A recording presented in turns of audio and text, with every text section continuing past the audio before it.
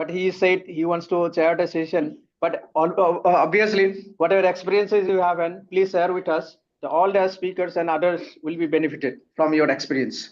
Sir, thank you so much. With this, actually, we are a little bit time constraints. So I'm in a meeting. You can come to my chamber here. Okay, fine. Now we are fortunate to have Dr. Utpal Bara. So he is from IIT Guwahati. He is a professor and now head genetics and biotechnology. And his research areas basically is biomedical engineering, biodiversity and bioentrepreneurship, climate change, and then mostly he is working in scaffolds bioengineering also.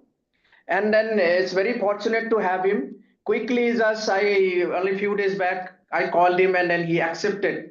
And then even he is having so many things in. That's the reason we are putting him front. Again, after this immediately lecture, he'll be going somewhere. So thank you so much, Dr. Utpal Vara. It's mic is up to you now. 10 minutes kar dijiye na. Okay, he will be talking for 10-15 minutes. 10 minutes. Hardly. Yes, yes. Okay, please carry on. Okay. So can I start? Yes, yes, please. Yeah. Okay. Good afternoon to you all. First of all, let me thank the organizers for inviting me to this very interesting conference. However, I also seek apology for my inability to come in person, but I hope that I will be able to join you in other such interesting events in future. Let me also thank the two chairs who have been kind to allow me to speak. So without taking much time, I will straight away go to the topic. I will try to be brief. So I will be speaking briefly on this topic called scaffold engineering. So, the other slides moving? Hello, may I confirm whether the slides are moving or not? Yes, go ahead. Slides are moving, right? Okay, thank you. Anyway, so let me start with one of the most groundbreaking work in tissue engineering that was published by Robert Langer and Joseph Vacanti in 1993 in the prestigious journal called Science. And in this special issue article on May, you can see here they declared a new field, which is some of historical event. The field they call as a new field of tissue engineering. And they were trying to apply the principles of biology and engineering. And basically, it was dedicated for the development of functional substitutes for damaged tissues, because we know that in organ transplantation, the challenges are mostly from the non-availability of organs due to biocompatibility issues, as well as many ethical issues. And so to meet the large demand of organs in many patients, this new field was coming as a big promise.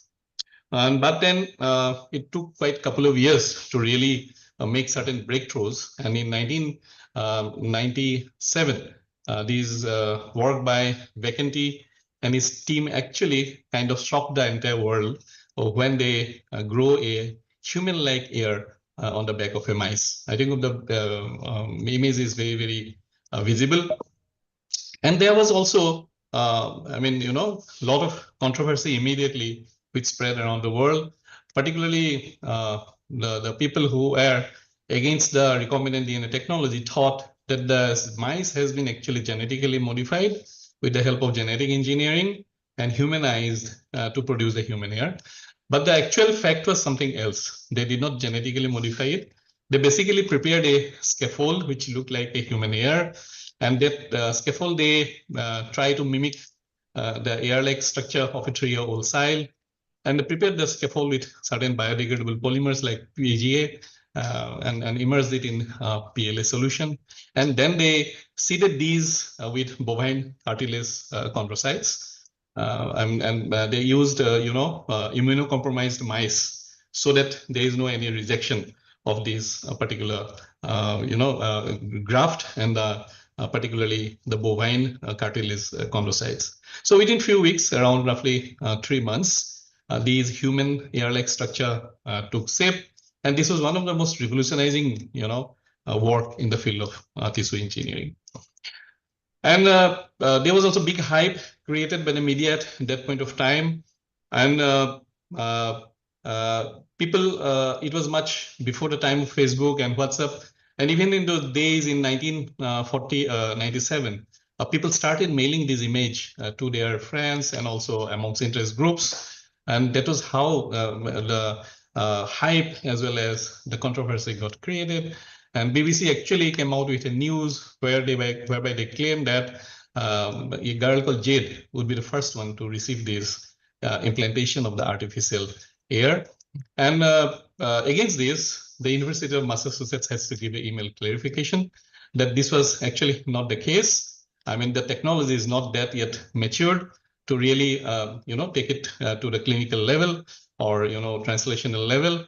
And they declared actually we are nowhere near the point where we may be able to grow ears for people. So that was just a beginning in 1997, and the technology was just a kind of a proof of concept, and it was not yet matured to really, use for human applications.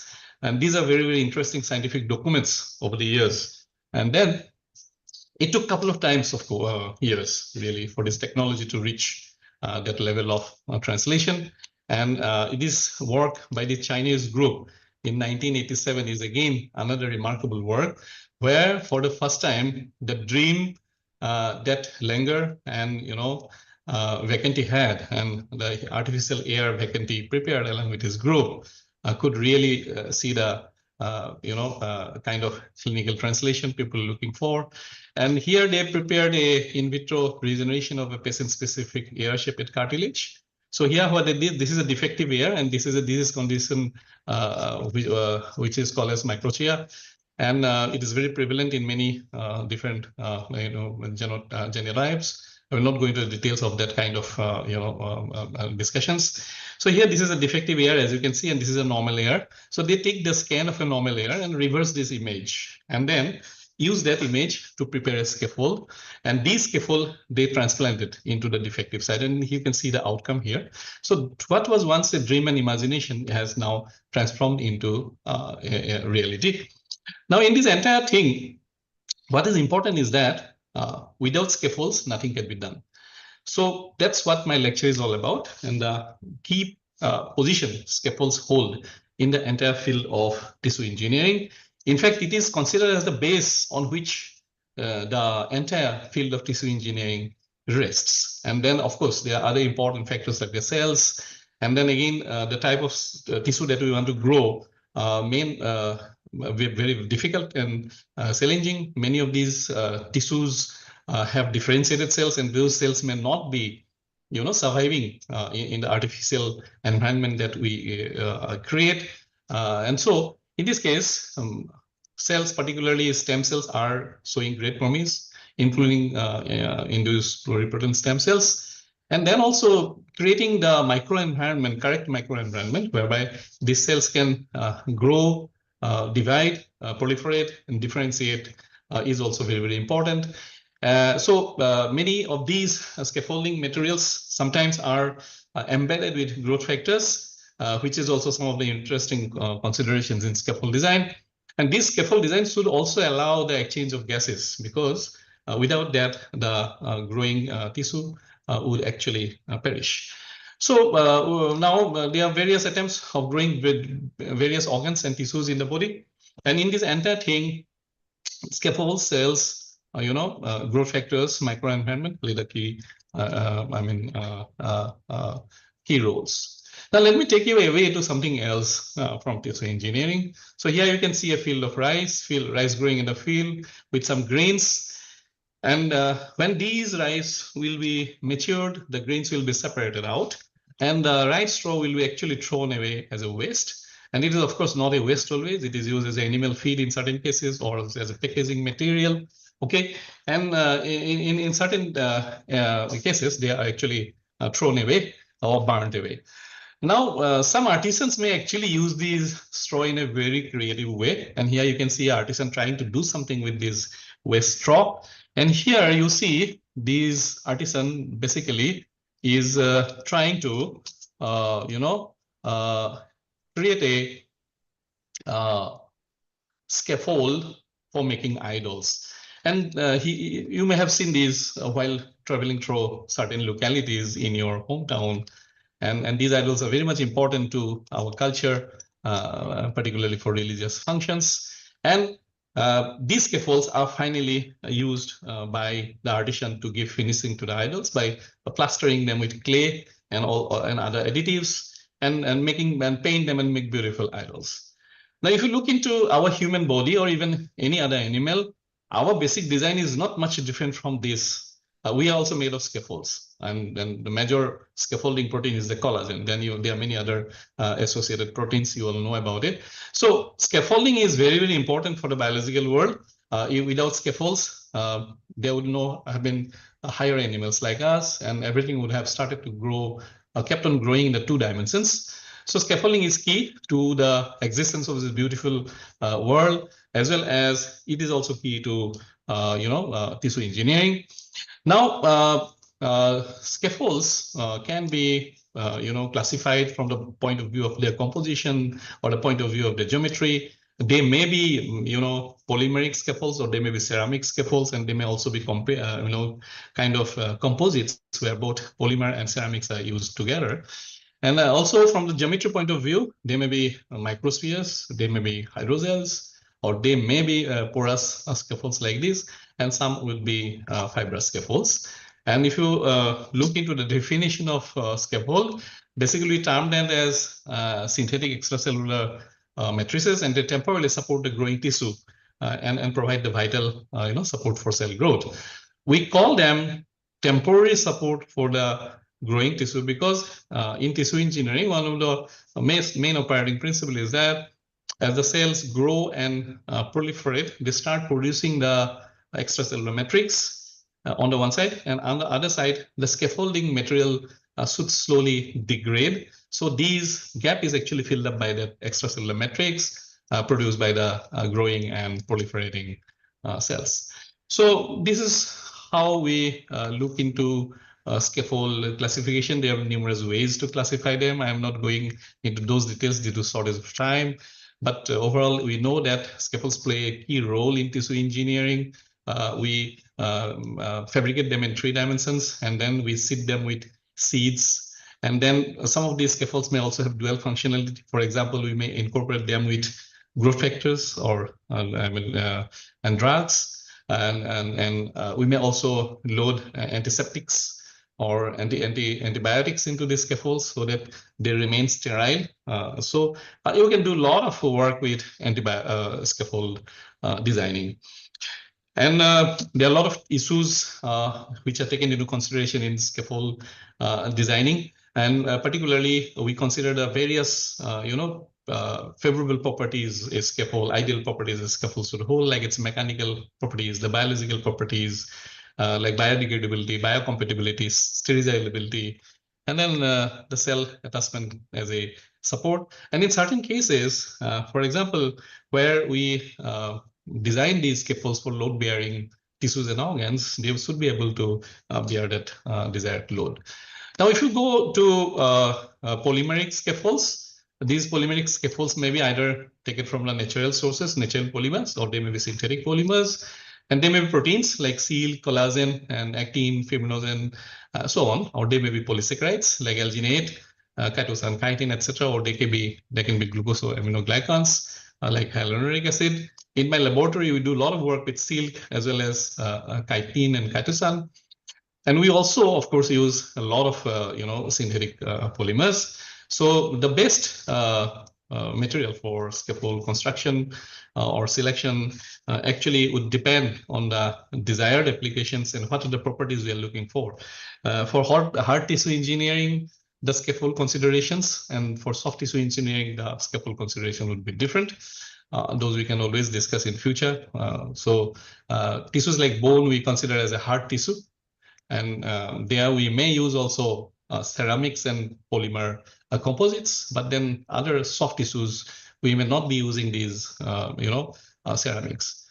So in scaffold designing or engineering for producing lab-grown meat or synthetic meat, the similar principles apply. They are not much different. In fact, they are just a kind of a subset of the things that we do in tissue engineering. But here, one of the consideration is that the scaffold that we are going to use should be edible. It should be non-toxic, and we can have various sources. Like we can source it from animals, particularly animal skin, and there are also now a lot of plant sources from which, particularly the polysaccharide scaffolds that are derived. And there are also many microorganisms from which now scaffold material are getting sourced. We can use them independently of one another, or we can use them as a mixture of, 2 or 3, different kinds. So these are some of the desired properties of a scaffold. I won't go into it in details due to the shortage of time. Like we have to consider the stability factors, the biocompatibility, interactions with water, porosity is very, very important. So is stiffness and mechanical strength, and biodegradation is also equally important. One important thing when it comes to consumption of lab-grown meat, the toxicity of this scaffolding material is very, very important. And this material has to be sterile. And if they are not sterile, while we carry out the sterilization, the material should not get degraded. And on top of that, the surface properties, particularly these materials, should be amenable to tailoring of the surface chemistry and topology, which can thus enhance the cell attachment and behavior. Now, if you look into the recent publication trends, you will find out certain polysaccharide and protein hydrogels composites has been prepared, let's say publication from 22, to be used as microcarriers for producing cultured meat. Then there's also skeletal muscle tissues taken from porcine and in certain cases bovine also and other animal sources, domesticated particularly for producing 3-dimensional bioprinting of these scaffolds. So work is becoming more sophisticated and easy. Then we have these 3D scaffolds, which are being prepared from yeast proteins. So these are also very, very important work and development. And also plant products, particularly soybean and soy glycine and amyloid fibril. And these are again complex with chitosan are being used for being as scaffold material for cultivated meat production. Let me go back to this rice straw, which is agricultural waste. And I discussed how these waste are being used by artisans to make scaffolds for making beautiful idols. And we know that this rice straw is full of cellulose, and cellulose is now currently gaining a lot of popularity for being used as a scaffolding material in the cultivated meat production. And there are various reasons for which it is becoming popular, because it is very cheap material, easily abundant. In fact, it is a waste in India, all we know, and air pollution during winter in and around Delhi due to that stash burning is due to this refuse. And then these material can be used for various preparation methods, and they have improved cellular compatibility. And then they also adoption of cellulose is playing a key role in advancing the cultivated meat sector by addressing scalability and functional challenges, because it's just abundant. Scalability is not a problem at all. To end up, I'm just trying to show some of the work I do. Particularly, I use a lot of silk material for tissue engineering. And in fact, we are the first in the world to report about the uses of the golden silk fibrin, the Muga silk fibrin, as a scaffold for tissue engineering. And the most popular choice for tissue engineering, silk as a biomaterial, is the Bombyx mori silk material. And here we have also used chitosan. Those work I'm not presenting over here, and also some of the polyethylene glycol and other synthetic polymers. So here in these, you can see that we have made a electrospinning, mesh, or using silk protein fibroid and complex it with gold and nanoparticles, and then we made a nerve conduit, which is a hollow tube-like structure.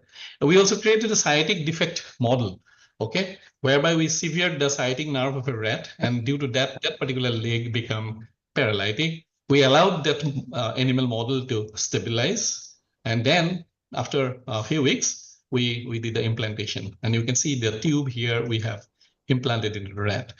And over the time, in few weeks, the rat, the paralysis in the leg was slowly going away. And we did several other tests due to lack of time. It's fully detailed in my paper in biomaterials. And there are a couple of 2-3 papers where you can find all the details of various work we do, including using polyaniline, which is a kind of a conductive polymer. And one of the best signs of recovery was that the rat could actually stand on both his feet, as you can see from this image. And it also, re-innervation happened. That's why the strength muscle gained the strength. And here you can see this mice, which was paralytic in that particular leg, is having now completely cured and having all the functions restored. And he is able to jump from one table to another, pushing himself. So, muscular regeneration, reinnervation has also taken place. This work was highly appreciated, and the media, national, international, and even local media picked it up. And here is my student, Mr. Suradip Das, who was part of this team. And he went on to UPenn, where he is working on similar projects. Following his postdoc, currently he is now pursuing there a tenure track position. And with this, I come to end of today's lecture. Hope I was able to, deliver on time. And if there are any questions, I would be very happy to answer. And I also look forward to join all of you in future. And probably, if any kind of help required in scaffolding and other issues, I will be very grateful to help you. Thank you. Thank you, Dr. Utpal Bora. Am I audible? Yes, yes. Okay. Thank you so much for the excellent presentation. Just I wanted to know, are you have showed several scaffolds used for regeneration and treatment aspect. Are you working anything on cultured meat and scaffolds in your lab? Meat I have not started, but we can easily apply these principles.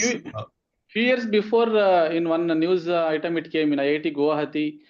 They have done 3D printing and cultured meat, some prototype they have done it. One of my colleague was trying to establish that kind of work, but I have not personally. Is he continuing anything with that?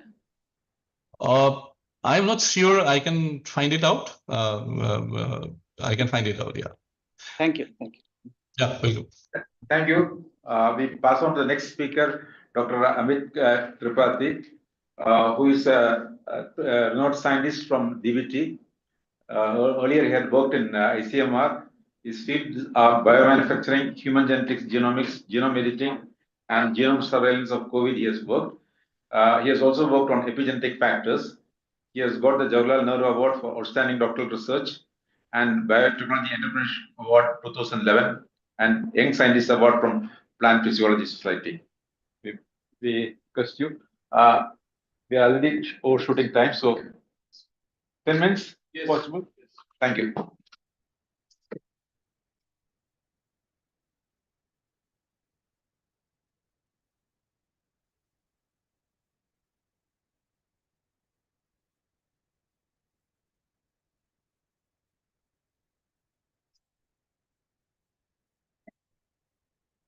So, thank you, Chair and Co-Chair and organizers for giving the opportunity to present the DBT perspective on smart proteins biomanufacturing in the country. So, many of the students may not be aware as to what DBT is all about. So, I will take a few seconds to brief them. So DBT as a structure has an autonomous body, which is recently formulated, known as the Biotechnology Research and Innovation Council, that is BRIC, which has 13 constituent institutions. It has two international organizations, Regional Center for Biotechnology Faridabad and ICGEB, International Center for Genetic Engineering and Biotechnology New Delhi. It has a PSU which supports startups and industries, which is known as BILAC. Many of you would be aware of that. And two other PSUs which are related to vaccine manufacturing, MCOL and MCOL. Now, DBT also acts in supporting the research and development in the biotechnology sector in the country. It was set up in 1986, and it supports a variety of different research and development projects across diverse sectors, including energy and environment, agriculture, healthcare, biomanufacturing, which is recently started in 2024, human resource development, infrastructure. It also facilitates regulatory streamlining and facilitates international collaboration. You have some details about this one.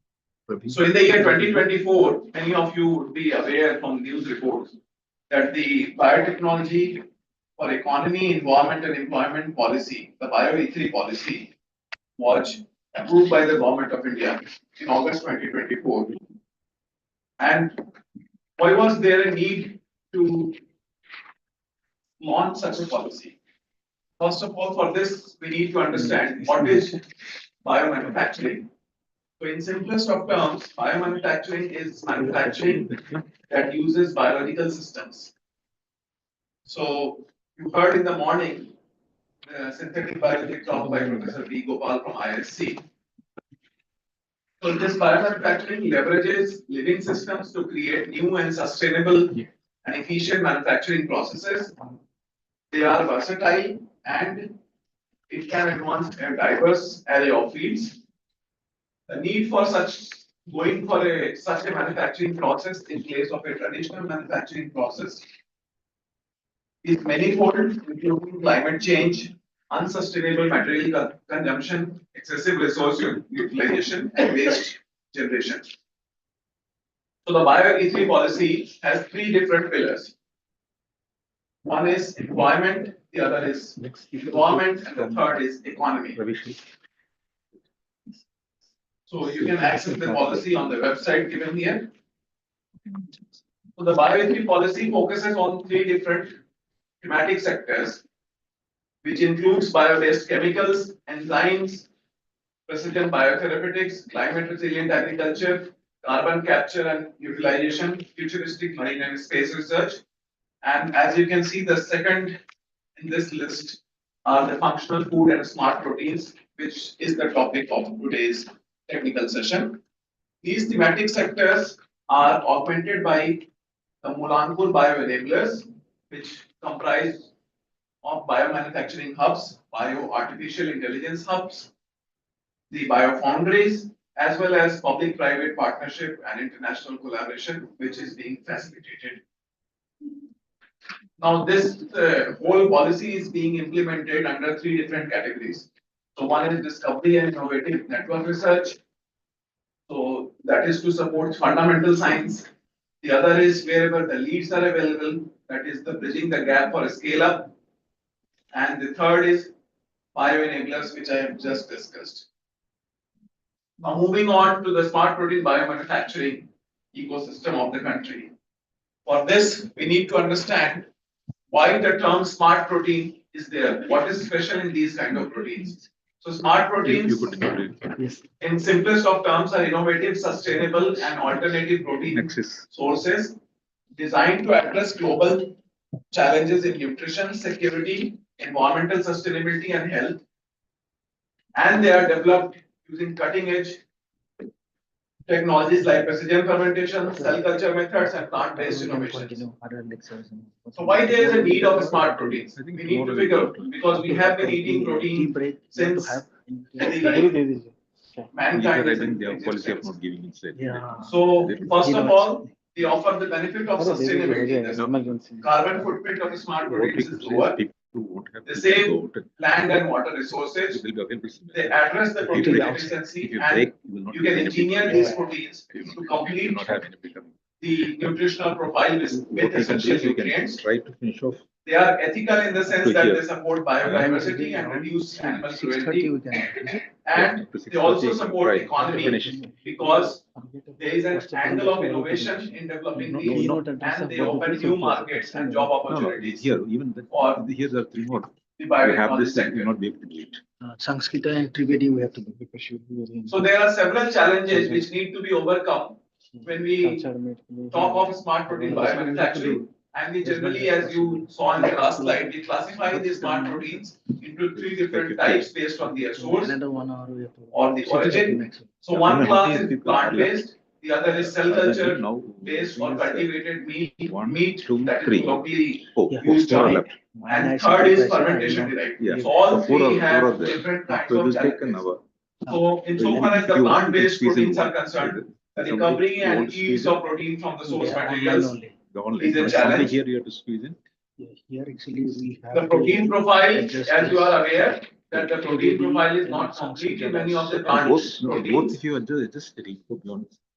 The 630 one, okay, up to if 630. you, for a single May source, go beyond that. single source based plant protein, the essential amino acid profile is not complete. And there are issues related to digestibility, that we have bioavailability, here. allergenicity, and anti-nutrients and off flavor. Okay. There is color here only. We can do. You heard in the last talk about the scaffolding. So the texture of the protein ingredient in the final product has to resemble animal-based product so that they are accepted by the consumers. So these are the challenges in the plant-based protein. What about the cell culture-based or cultivated meat? So there is a problem of which cell lines to use. The other is the culture media, including growth factors. We cannot use serum, as you are voice is aware. going actually. The bioprocess design needs to be optimized, and the last speaker dealt at length about scaffolding. So scaffold is required to give the texture. The next category is fermentation derived proteins, and there the challenges lie in the development of strains which will be used for fermentation.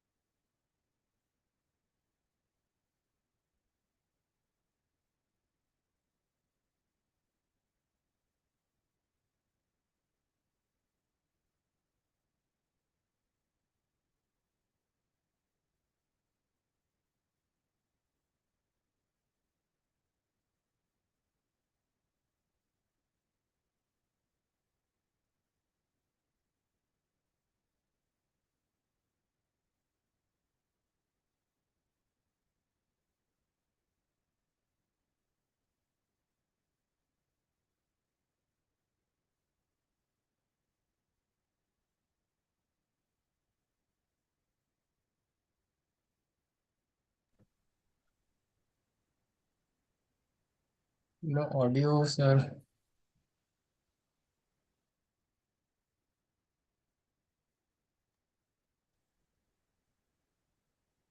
Can't hear, sir.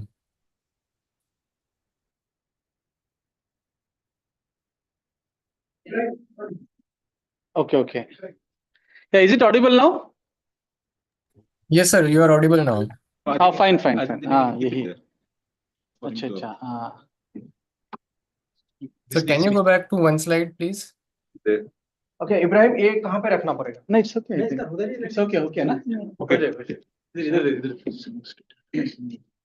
So moving on to the cultivated seafoods. So why there is a need for cultivating seafood? Seafood is we think that seafood is available in abundance. So what is the problem there? So the problem is the traditional seafood production faces challenges, including overfishing, habitat destruction, and high resource consumption.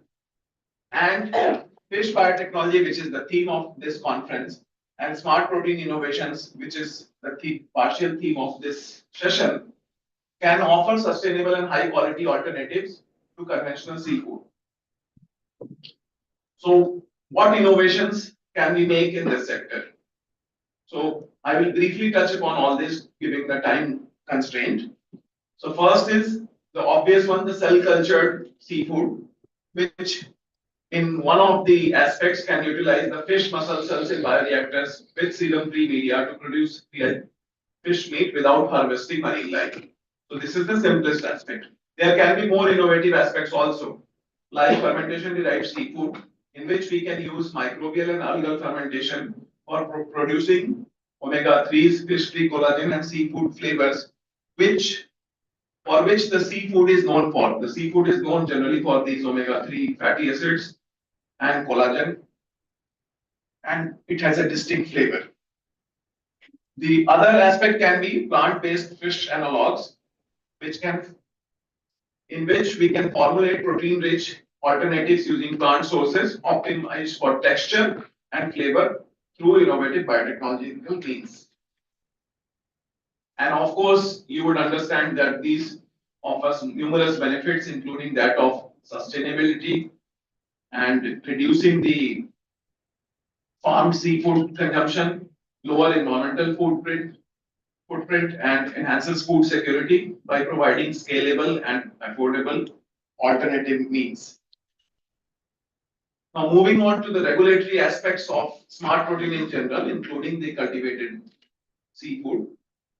So, smart protein products are generally classified into two different kind of foods. One is the proprietary food, and the other is the non-specified food. For the proprietary foods, the regulation is fairly straightforward, but for the non-specified food, it is in the case-to-case basis.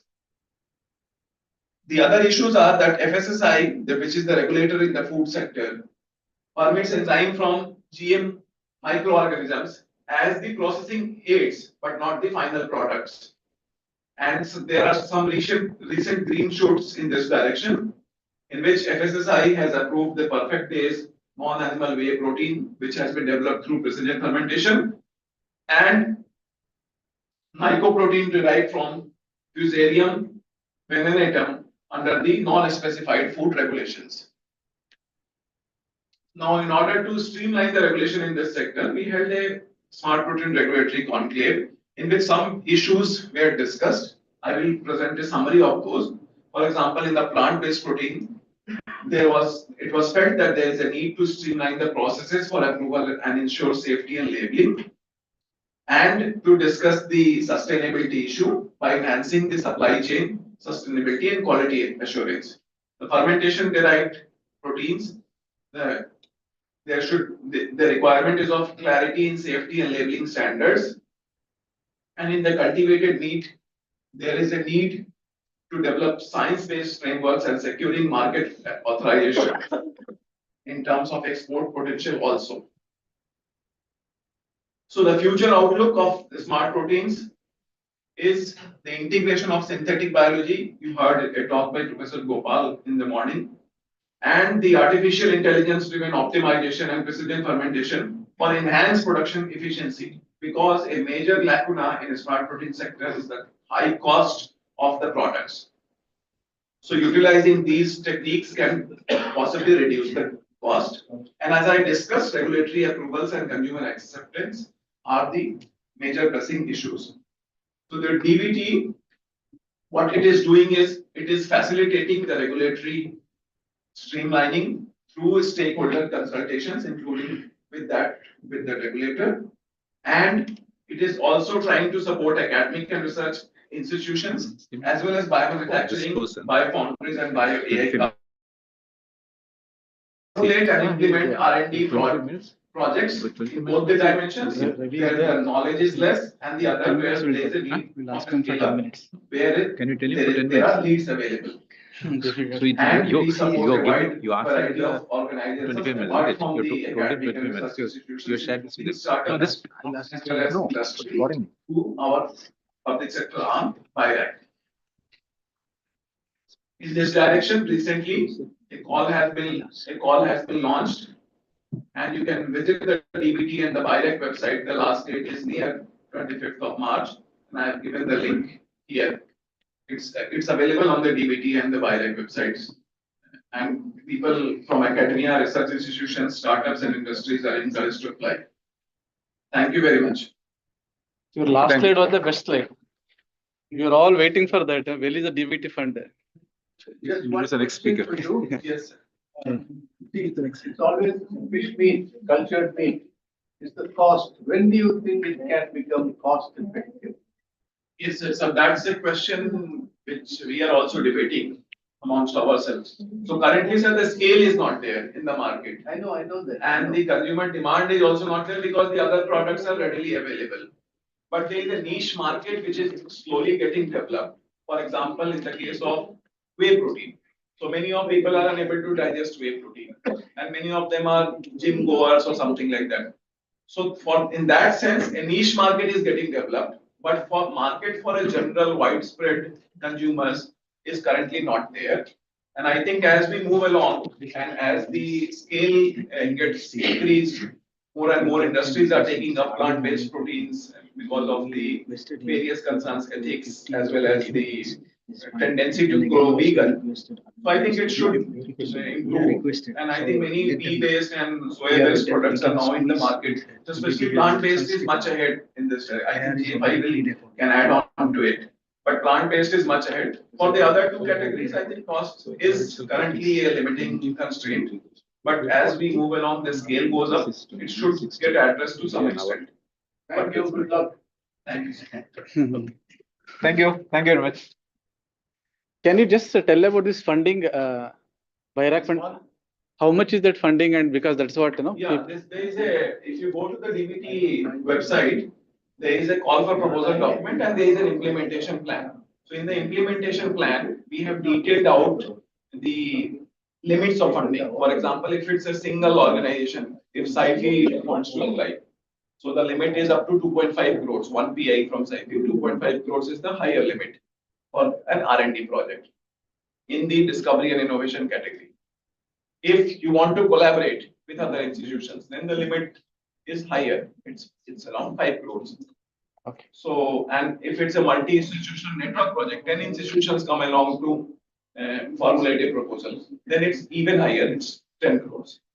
So there is an implementation plan which is available on the website. So people are encouraged to go through that. Thank you. Thank you so much.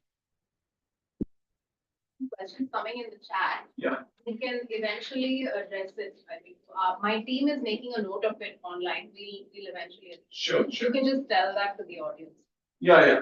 So the audience are encouraged to write their questions. We can handle them offline and through the organization. Not offline, at the end of the things, no? We'll just give a So at answer all of them. Yeah, at the end also. And if there are any further questions remaining, we can also answer. Thank you. Thank you so much.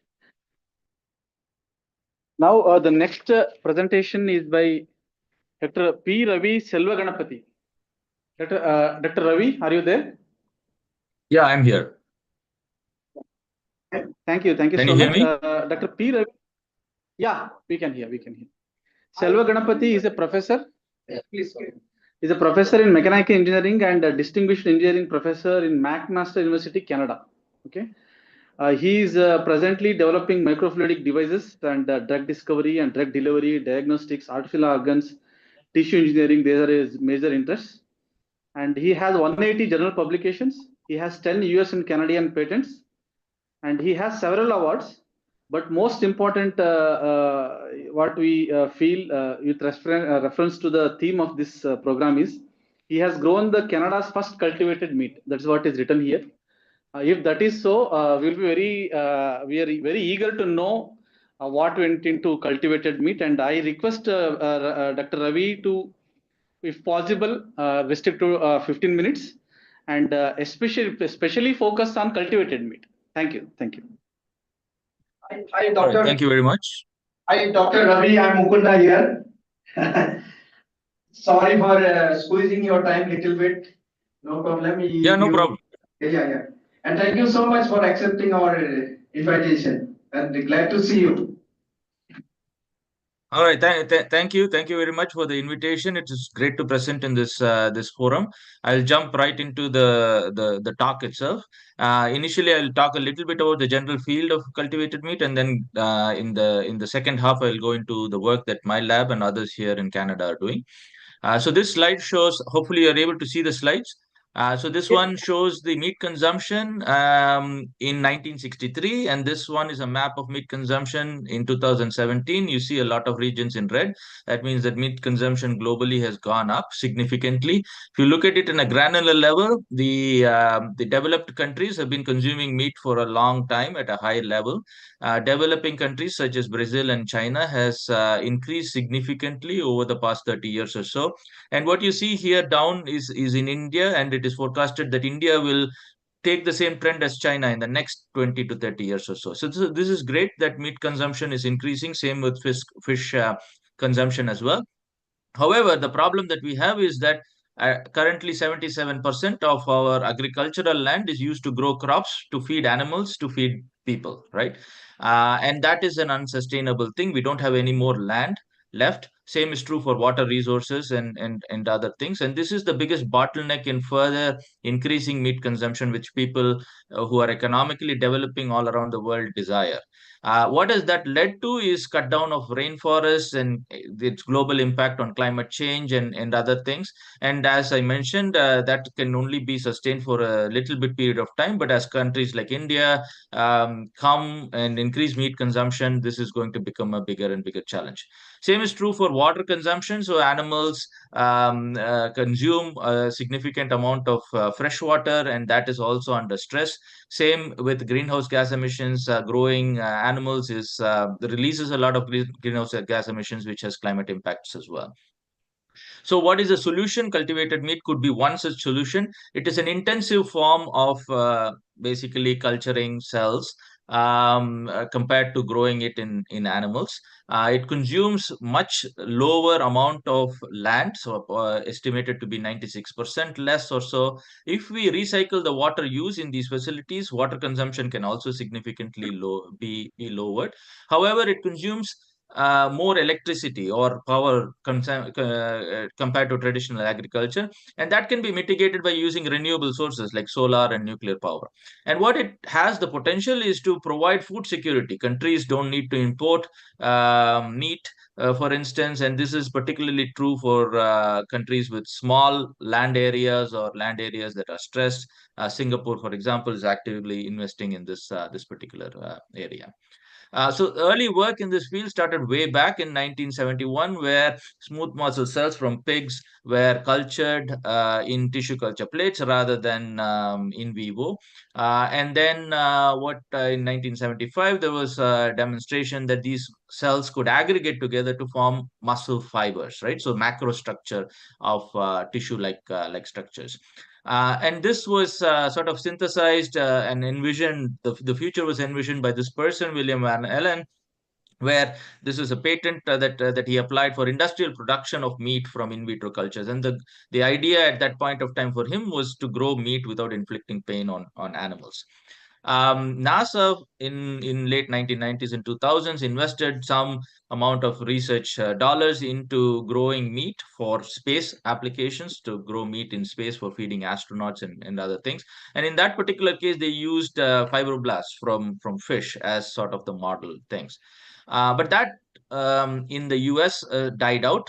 So this person, Vladimir Mironov, then at South Carolina, he's since moved on to Russia, was the first person sort of to envision the whole ecosystem of taking animal cells from biopsies, expanding them in bioreactors, growing them onto scaffolds, forming the tissue-like structures, the texture, and trying to incorporate taste in these things. However, his proposal was not funded because of some funding constraints and so on. But this effort was taken up by the Europeans. And Netherlands, for instance, funded a series of grants in stem cell biology, in tissue engineering, in developing low-cost culture media, and so on. And sort of the culmination of all of this was Dr. Mark Post's demonstration of the first lab-grown burger, right, where he cultivated cells, combined it with some scaffolds, and then formed it into tissue-like structures. Since then, there's been a massive growth, especially in the private sector. There's been more than 50 or so companies that have been funded. And I know there's another talk from Good Food Institute later on where I think that will be detailed. So we started in my lab this work in 2014 or so, and at that point of time we were focused on biofabrication techniques. And one of the things that we wanted to do was to bring biofabrication to the masses, so make it very, very cheap. So we took a very simple low cost 3D printers. This is available for $600 at that particular time. Now it will be even cheaper. It's called RepRap, but it's an open source programmable printer. And we removed the print head, which used to print plastics, and made it into a microfluidic printhead, which has this L channel with a needle inside. So now you can flow extracellular matrices like alginate on the outside and a cross-linker on the inside. And what you can get is tubular cross-linking. And if you do this in a bath, what you get is a tube, right? A hollow tube, which you can perfuse. But one of my students, she did it onto a dry substrate. And what happens is you get a tube on the inside, but the outside doesn't gel and it spreads out, leaves a mess. But if you do a pattern, a zigzag pattern, then what you get is a thin sheet of hydrogels, alginate for in this particular case, with a perfusible channel in between. And this perfusible channel is important to feed nutrients to cells if you were to put it into that hydrogel. And so what we demonstrated was this is a very simple process to create bulk tissue-like structures with perfusible channels out of most of the hydrogels, which are cross-linkable, and can do multi-layer structures. She created 10 layers within 5 minutes or so. So it's important in biofabrication, especially for scalable biofabrication, to print very, very quickly, right? And what she showed was that if you print like these structures and perfuse nutrients in these channels, then you can get very thick structures and you can grow cells in the entire bulk. And this is cultivation of 3T3 cells, fibroblast cells, in these cell cultures. We also demonstrated that you can become more complex. You can do multi-coaxial printing, so you can put multiple needles in these channel structures, and then you can create sort of a radial geometry of different cell types, different extracellular matrices, and so on and so forth. And this is one of the techniques that we are using now to grow thick layers of cultivated meat. The next bioprinting technique that we have developed is this technique called Excel, where we take a scaffold material. In this case, this was cellulose-based, so paper, and then we immobilize a cross-linker onto that material. So in this case, calcium salts were immobilized onto the scaffold. And then when you go with a 3D printer and then print the gel material, so in this case, alginate, the gel interacts with the crosslinker at that local point and crosslinks and forms any pattern that you want in 2D. Now, then what you can do is you can stack these 2D layers into 3D structures and create whatever structure that you want.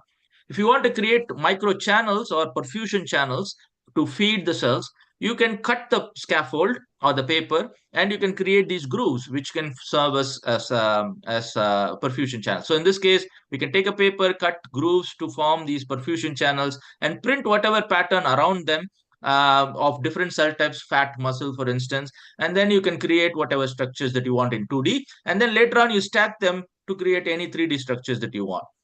So this is a demonstration of 3D printing in using this Excel printing technique. And what you can see is you can get very sharp boundaries. So if you want marbled meat, for example, what you can get is something like this. So if you want the structure of fish muscle, you can get in using these processes by putting different kinds of cells in different locations. And we have shown perfusible channels using these approaches. What we are currently doing now is instead of cellulose base, which is not digestible, we are looking at plant proteins and creating these kinds of scaffolding materials out of 3D printing of plant proteins. So this is one such material. This is soy, this is pea. And what we can do is we can create highly porous non-woven like scaffolds out of plant proteins. These are globular plant proteins which are not printable. What we have is recipes which we can make it printable. And therefore, now you have scaffolds which are made of plant proteins and then growing cells on them, like you see in the picture on the right. You can get a combination of plant and animal protein and you can make healthy meat. That's one of the approaches that we are trying to do. We are also trying to make micro carriers out of plant protein. So this is basically on the left hand side, you have the plant protein powder. This is soy powder that you can get, or sorry, corn powder that you can get from the supermarket. We have a process of making that into microspheres. So take those shards and make it into microspheres. These are not good for cell culture. Microspheres are good for cell culture. And on the right, you see pictures where we have used it in a bioreactor in order to grow muscle cells. In this case, this is bovine skeletal muscle cells that have been grown onto these microspheres. And then we can assemble them into different kinds of meat formulations. The other technique that we have tried to use is also use cellular self-assembly. So what we do is use collagen as the extracellular matrix here. So collagen has a property of self-assembly by pH change. So we mix the cells with the collagen and then we put it into a mold. In this case, we make silicone molds of different shapes. You can make it dumbbell or cross or squares or whatever it is. And depending on the different locations, you can seed them with different bioeggs of composed of different cells. And what we have shown is that these things then assemble on their own into the shape that you want, and then you can combine them in different ways in order to form different tissue-like structures, right? And you can tune the composition. So, for example, you can have a sparsely populated extracellular matrix, or you can have a densely populated extracellular matrix, depending on how you want to grow your meat-like structures in this case. We've extended this technique into forming very tubular structures, like cylindrical structures. So in this case, what we do is instead of a mold, we take a tube and then we put two pins into it and then we fill it up with ink. And when they assemble to each other, they grip these pins and then they form like a muscle-like fibrous structure. And what we have shown is that different parameters like cellular density, the ratio of the extracellular matrix with the media, as well as the tubing size affects the diameter of the tubes that you form. You can also structure them so that you can different cell types in one location and the other locations, you can pattern them in different ways. And what we find is that when we apply electric field to these things, the cells within that matrix align with each other, right? And when they align with each other, and these are muscle cells, then you can fuse them into myofibers and form the kind of texture that you want in meat, right? And what we've shown is that this is a very scalable process. We can get like centimeters long fibers very easily, and these are very robust. So you can pick them up, you can bond them together, you can combine them together using very simple weaving technologies in order to form any kind of macro structure that you want with these assemblies. The final technique that I'm going to talk about very quickly is this new assembly technique, which is scaffold free. So you don't need to use any scaffold, alginate or collagen or anything of that sort. The cells generate their own scaffold. This is called the cell sheet assembly technique. And what we found out is that if you grow cells into a tissue culture plate, and then after they grow confluent, you introduce a pH switch. You make it acidic slightly and then basic slightly for less than a minute each. What you get is a delaminated cell sheet. These cells assemble into a sheet and they remain as a sheet. And then what you can do is you can assemble multiple sheets to form a thick slab-like structure for tissue-like application. These sheets are about 50 micrometers in thick. They are multicellular and they produce their own scaffolds, a rich mix of collagen, elastin, laminin, and whatnot. But then what you can do is you can incorporate multiple cells in the same sheet, or you can stack one sheet of muscle cells, one sheet of fat cells, and so on and so forth, and create a kind of assembly or a macro texture using this approach as well. What we have shown is also that we have protocols to differentiate when you have a sheet with both muscle and fat progenitor cells. We can differentiate them into muscle myotube-like structure as well as fat lipid globule-like structure. So they produce lipid globules, they produce myotubes, so they get differentiated. And the media composition then determines the amount of fat muscle content that you can have. So you have a tunability in terms of fat. If somebody wants fat rich meat, we can produce that. If they want lean meat, we can produce that. So you can use this either by the ratio of the cells that you put into these sheets, or you can do this by generating them in different media as well. And once you've generated one sheet, then you can just combine multiple sheets together and create a stack. This is a stack of 20 sheets that has been grown together. This is at this time, this was in 2021. We were able to grow about sort of 3 centimeter size sheets. Now we are able to grow about 10 centimeter size sheets. So this is large enough sheets where they can be used in terms of production kind of technologies, right? So that was sort of the work that we had. And then quickly what we did was assembled a group of Canadian academics and companies to form what is called as the Canadian Consortium for Cultivated Meat. And this got recently funded last year to the tune of about $10 million or so. And it's a consortium that is currently has about 5 universities, 15 researchers, and about 10 or so companies in Canada, looking into the entire value chain. So what we have is people looking into creating viable cell lines for for beef, for pork, for chicken, and other animal types.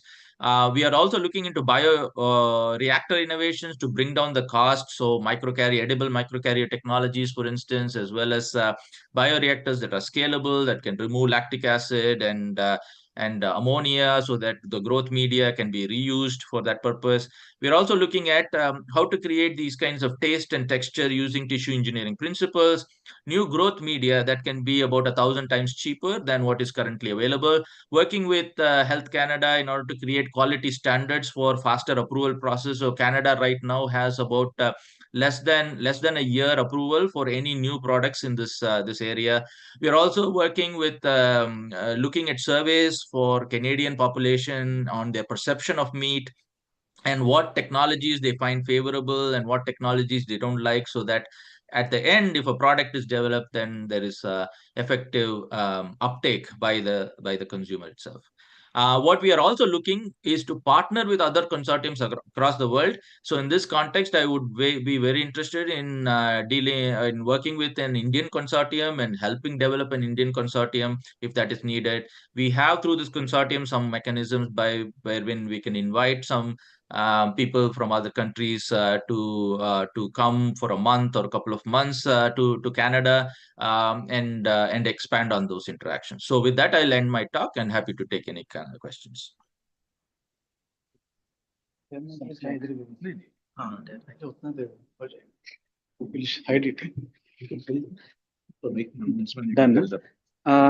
Thank you. Yeah, am I audible? Yeah. Yes, I can hear you. Dr. Ravi, thank you so much. Whatever you have presented, it was basically music to our ears. I think so many years we are all searching, Chandana will agree. Finally, we are seeing a person who has made the cultured meat using 3D printing, by using edible microspheres without scaffolds, and using the bioreactors, and you have made different sheets up to 10 centimeter you have gone. Congratulations, thank you. And I think you have also made a consortium, and you're also inviting the Indian partners. It's very nice. I have only one question, two points. What is the extent of upscaling possible? And did you go up to the level of products? Can you just explain? Yeah. So as an academic consortium, we are not looking into products, but the companies that we are working with are looking into products. So there's a company called Better Butchers in BC, in Vancouver, in Canada, and they are looking into hybrid products where they want to combine so plant protein or plant materials with animal materials to create this. There are other companies in Canada where they are looking at sort of flavoring using cells, and then using plant-based materials as the main content.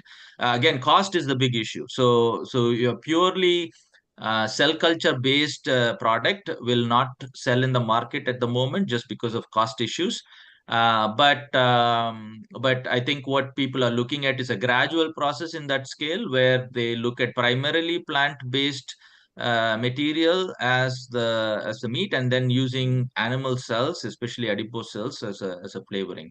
But there are other companies which are also looking into bioreactors for scaling. So we have a company here locally which has a test bed of different scales of bioreactors, up to 20,000 liters bioreactors, and any technology can be tested in that area. So scaling up is definitely going to come up with challenges, but there are companies interested in that area. Thank you so much, and we hope that you reach to the level of the products at the earliest with the available this thing. And yeah, just this 3D printing or bio printing, how fast it is? What is the output? Means per day or whatever? Is it how is it? Because we have not seen. What is the production level in that? So one sort of like a burger patty like structure can be printed in about 5 minutes or so with one nozzle printer. But you can always scale it up to multi-nozzle printer. So it is not an impossible technology to scale it up into multi-nozzle printing. And therefore you can it's a modular approach to scaling. Based on the demand, you can print it. Other biofabrication technologies are slower. So our intent was to develop technologies which are very scalable, because for food, unlike in medical applications, cost is a primary issue. So that is potentially possible. And the cell sheet technology is also scalable. So what we want to do is eventually move to roll manufacturing of these approaches. So our cellular assembly takes about 5 hours to make a sheet of 10 centimeters by 10 centimeters, right? So it is not going to take weeks to grow all these things. The cell growth in a big bioreactor will take a long time, but then you can get very large 20,000 liter bioreactors in order to get this operation. Thank you so much. And for anything, yeah, and we wish good luck for all your endeavors. Thank you very much. Thanks for the invitation. Thank you. And now, whatever the collaboration, GFI and Mukunda will take it forward, hopefully. Now, the next presentation is by Dr. Harish Andral, A-star. Is he there? Dr. Harish? Yes, Are you I'm there? here. Can you hear me? Yeah, I can hear you. Can you see? Yeah, Dr. Harish, your topic is biomanufacturing of cultured seafood fats. And Yes. please request you to restrict to 10 to 15 minutes. Sure. And straight away you can go to the topic. Thank you. Let me share my screen.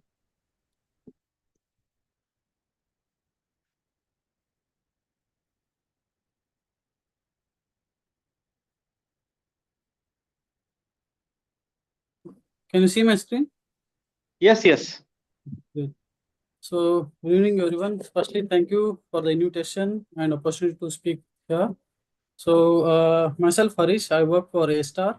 So, my topic is on cultivated fish fats, fish adipocytes, biomanufacturing, and beyond cell culture. So, before moving into the technology, let's understand why cultivated fish fats. So basically, in the any meat type, texture, hardness, and juiciness is given by the fats based on the literature and based on the anatomy of the beef or even the lamb chop. And recently, omega-3 fatty acids is for the better nutrition for any of the food products. And there have been reports in Trends Biotechnology previously in previous years that how important the fats are. Okay, so why cultivated meat versus traditional meat? So cultivated seafood versus traditional seafood. So cultivated seafood gives slaughter-free approach, antibiotic-free and pathogen-free, and also gives an safe regulated quality control, and obviously with the sustainable with lower carbon footprint, and also has an customized organoleptic profiling, and also allows us to taste the extinct species, and keeping the cultural and moral challenges for customer acceptance.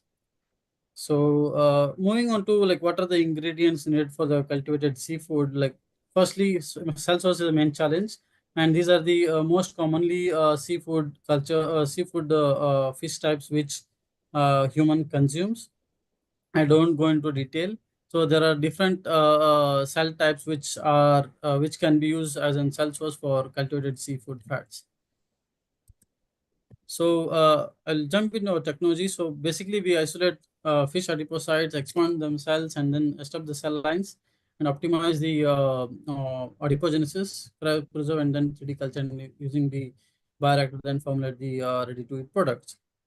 So right now we are in the early stage. So we just isolated 4 different set of cells from fishes, and we use collagenase 1 to 4, and we found 4 is better. And we also culture the cells after resolution. We culture them for 3 days and fish serum, and we found that cells grow better. And then we do the clonal isolation to to attain the robust fast moving cell lines, and also the high adipogenic potential, having the homogeneous population, and also to take care of the safety to avoid the carcinogenic or tumorigenic population. So this is the picture showing that the cells before clonal and passage 3, and after clonal selection in passage 30 and passage 193. So our cells can grow up to passage 4 to 500 passages. And then we have like four different cells from different four different species: unagi cells, Japanese eel, Jadian Australian jet perch, iridescent catfish, and also orange spotted grouper. And to attain the differentiation for adipogenic stuff, so we have developed our own FBS-free in-house media and ensured that differentiation is possible within 6 days to having a proper lipid droplets. And we also did for the 10 days. So we are working to reduce the differentiation time so that the cost of the entire process development is reduced. Then afterward, we worked on the nutritional profile of the cultivated seafood fats, which we have worked, and we tested the nutritional profile with the actual catfish meat and versus the tuna or turo, which has the highest fat in the fish species. So we tested the cultivated fish fat A. So we have categorized into A, B, C based on the fats and the differentiation ability of the cells and differentiation concentration. And we found that cultivated fish A shows a similar nutrition profile with the catfish meat. And when we tweak a bit about the differentiation culture conditions, we can see that C16 and the EPA DHA is also increased in the which matches with the tuna otoro, which is actually an actual meat, fish meat, which is they use in an sushi food type. Then after the nutritional, we also went for the taste profile. We see that how the taste profile by using eat tank can be analyzed and can be matched with the actual tuna and actual catfish. And we found that similar trend was been seen in the cultivated fish fats with Formula One, matching the catfish taste profile, and in the tuna, which is matching with the cultivated fish fat 3 Formula 3 taste profile. So now I'll just go beyond the science, like how what are the pillars of the industry to be addressed. So basically, as like other speakers also mentioned about edible and food grade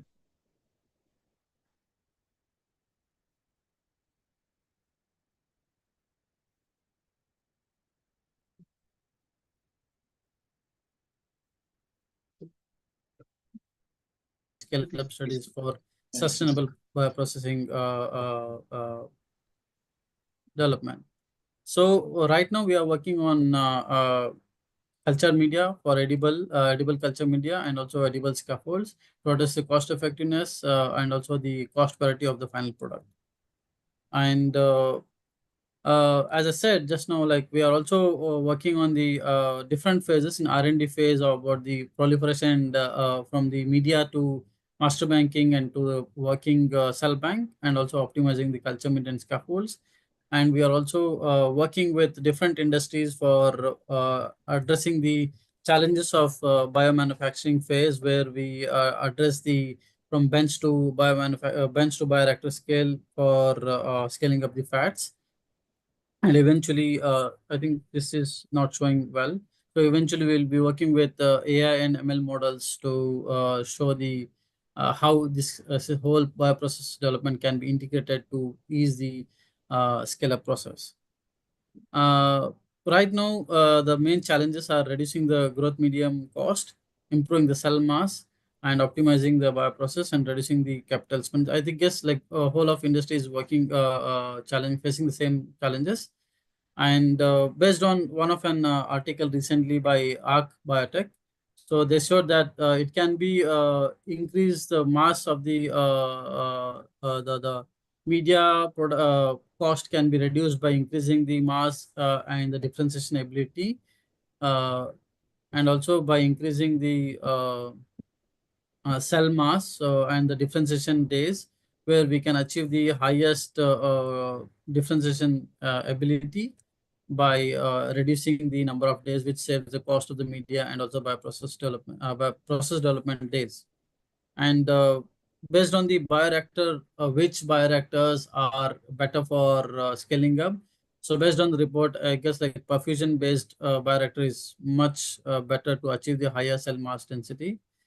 And also they did an cost parity for the which bioreactor to consider, whether the batch, perfusion, or the continuous. It shows that continuous bioreactor gives a higher productivity with a lower media consumption. So with the due to the time limit, so I will end my talk here. So I would like to thank my team members, A-Star, SIFB, and Impact Fact is our lab's spin-off, and also Singapore Food Agency. If you have any questions, feel free to reach me at my email ID. Thank you again. Thank you, Dr. Harish. I think you have made a very good progress in biomanufacturing of cultured seafood fats. Only I have one or two questions. Whatever the medium you have used, was it a serum free or with serum? We have both versions, serum and serum free. We are working on reducing the cost of the serum free to make it more scalable. Serum free, you have developed in-house or we have Yes, any? it's an in-house serum free media. Okay, okay. So you could do it in bioreactors, whatever the fat cells, you could do it in bioreactors. Yeah. Okay, okay. Could you do any co-culturing with myoblasts and fibroblasts? Because as you ultimate solution is we have to go for co-culturing of myoblasts, fibroblasts, and adipoblasts. No, we have tried myoblast and adipocytes, but like there is another cocktail of media which has to be optimized. So right now we are focusing only on the fat to address. So and also from our startup, so we are focusing major on the fat. So we have lesser work done on the co-culturing so far. Thank you. Very good. Congratulations, sir. Yeah. Thank you very much. Thank you. Thank you, sir. Thank you. The next speaker is Dr. Mayappan Lakshmanan. He's a lead speaker from Department of Biotechnology, IIT Madras. His expertise is in computational biology and bioprocess optimization, biopharma process characterization, cell culture media development, rational cell line development for biotherapeutics and cultivated meat. He has got extensive research grants and he has published extensively and has got a good number of students working under him. He specializes in developing computational pipeline for optimizing mammalian and microbial bioprocess. That is his current focus. It'll be nice. Unfortunately, due to different things, we will request the speaker to restrict this time to 15 minutes possible. Though I think you have been promised about 25 minutes, so it'll be nice if you could restrict to 15 minutes. Please go ahead, Dr. Mayappan. He's here. Here. Okay, good. You are physically you are 10 minutes. Actually 10 minutes. You're online wala ki 15 minutes.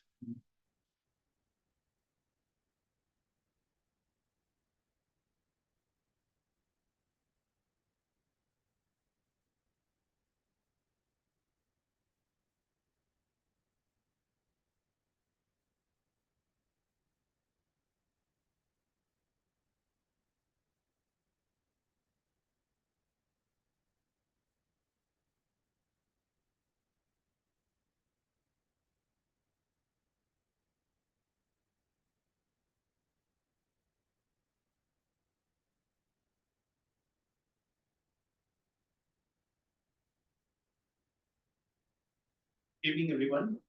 Thank you very much for the organizers, particularly Dr. Mukunda, for this invitation.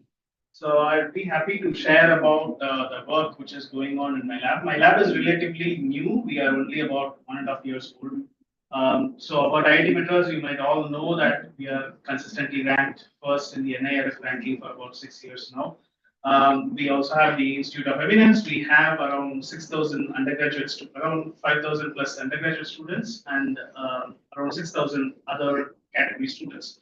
So most of them, they stay in the campus, which is a very beautiful campus. So if you've not visited, I request you all to once take time to visit it. So I belong to the Department of Biotechnology in IIT Madras. So a glimpse about what my lab actually works on. So we do routine animal cell culture in the wet lab, and we also generate a lot of multiomic data coming out from these cell culture, which includes genome, epigenome, transcriptome, and proteome to characterize the cell culture process. And we also develop mathematical models, which is both based on mechanism, first principles, as well as statistical models. So conventionally, I used to apply this for the biopharmaceutical production, where animal cells are used as expression hosts because of their post-translational modification requirements. But I also developed interest into the cultivated meat because given my career trajectory, I worked on extended period of time in Singapore where it was completely new and everyone was looking into it, and it was also fascinating with had similar principles from the animal cell culture principles from conventional biomanufacturing. So we do work on these aspects, and getting into the real topic of today's discussion. So many speakers have set the stage earlier to me that cultivated meat has a lot of challenges. One of them is the cost disparity, you should say.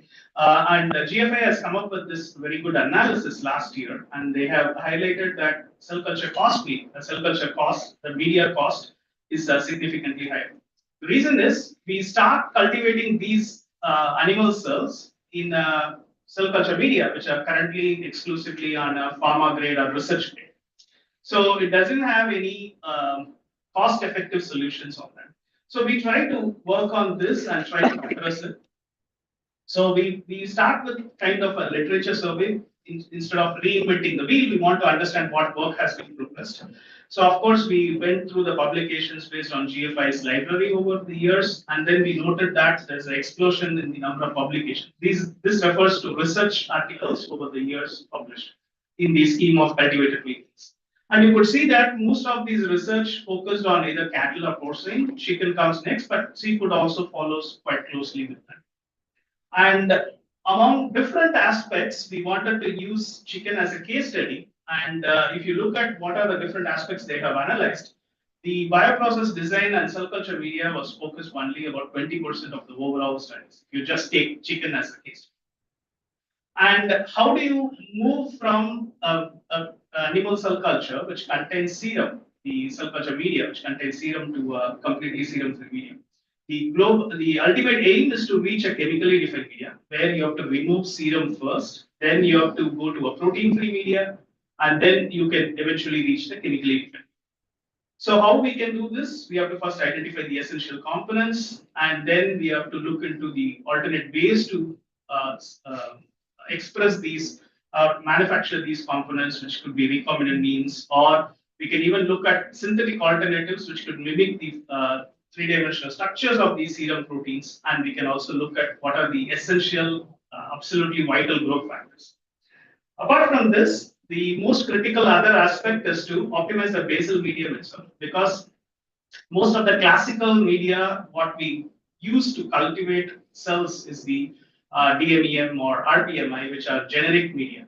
So they may support the cell growth, but they may not be optimized to a particular cell type. So this requires a fine tuning of the cell culture media depending on their nutrient requirements. So in order to do that, has there been any earlier work? So we also analyzed the existing literature, and we noted that there have been considerable work done on identifying serum replacement factors, and they also focused on optimizing the recipe required for proliferation as well as differentiation aspects. And when we look at the serum replacements, there are multiple plant-based components have been explored, right from soy or anything which is protein-rich, such as okra or other type of grass hydrolysis. There are also microbial-based, which are coming from yeast extract and so on, have been also been explored. Obviously, similar to microbial-based, fungal extracts were also microbial-based extracts also were evaluated. And then there are also a series of other components which are coming from the animal sources itself, so that we can do a reverse engineering and we can try to identify what are the essential components. So I touched upon the optimization of basal medium itself, right? So what is the methodologies which have been applied in conventionally in this aspect is that, so the experimental strategies, which starts with identifying multiple factors, you evaluate that, and then you do a traditional one factor at a time to evaluate the effect of each component, or you can do a DOE so that you reduce the number of experiments. On the other hand, the computational model-based approaches can be very useful where you use statistics-based approaches or the mechanism-based approaches to understand what are the nutritional requirements of a specific species, and then you can try to address them in a targeted way. So in my lab, we focus on this mechanistic aspect so that we can try to address them in a targeted way. So how can we model the cellular metabolism in a mechanistic way? It's actually a well-established four-step procedure. You start with the genome sequence. You assemble the metabolic network by identifying all the encoded genes, which catalyzes a reaction or which encodes for an enzyme, basically.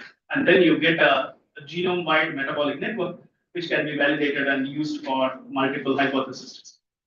So the overall picture is that, so imagine you have a cell in which multiple components, the metabolites gets a series of transformation, and then they produce a lot of building blocks, which in turn produces a daughter cell.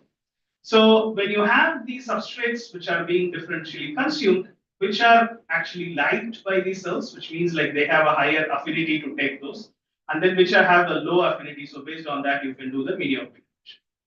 So these kind of models do exist for more than 1,000 species now, including several higher eukaryotes such as human and mouse and several other model species. But what about cultivated meat species or in general meat species? There are none available. So we embarked on starting with some of those. And why we should do this, I want to give some case study of how these models can be useful in establishing chemically defined media, because chemically defined media is a norm for biomanufacturing. And this has been successfully exploited in mouse cell lines as well as Chinese hamster ovary cell lines, where the media can be reformulated in a targeted manner for a particular protein expression. So in following similar lines, we wanted to first establish the first ever chicken specific genome scale model with the human as a draft, because this high quality model was already available. Based on the sequence homology, we first established a draft, and then we did a series of manual curation to assemble a final genome scale metabolic model of chicken. And with the data coming from my collaborators, what we did is that we, in parallel to the modeling activity, they adapted the fibroblast cell lines from low serum containing about 10% to completely serum free through continuous cultivation. But what we noted is that the peak viable cell density achieved in both the serum containing and serum free media was almost the same. And this gives a good goal, right? But what you could see also is that the peak VCD reached is barely about 1 million cells. In other animal cells, for very good viability they have, for example, CHO cells is being compared here, they reach easily about 7 million plus cells. So this kind of multiplication is required for you to have a commercially viable bioprocess.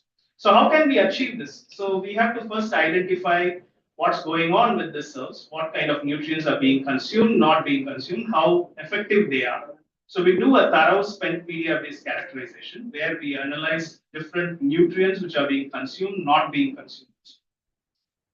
Long story short, what we noted is that when we compared between chicken cells versus the CHO cells, the growth rate is almost less than half, but the glucose consumption is very similar. There's no statistical difference. But when you look at the amount of lactate being formed in chicken cells is much higher.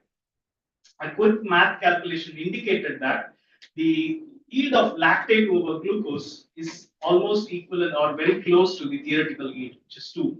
On the case of CHO cells, this is much lower, which shows that cells have evolved to consume less glucose or probably not waste the glucose into lactate.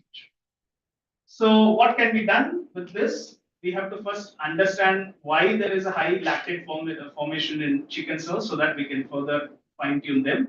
So we use the in silico modeling approach where we plugged in the spent media data and we simulated the intracellular metabolic flux states. And we were able to understand that the primary amino acid consumption is very high in CHO cells, but it's almost negligible in chicken cells.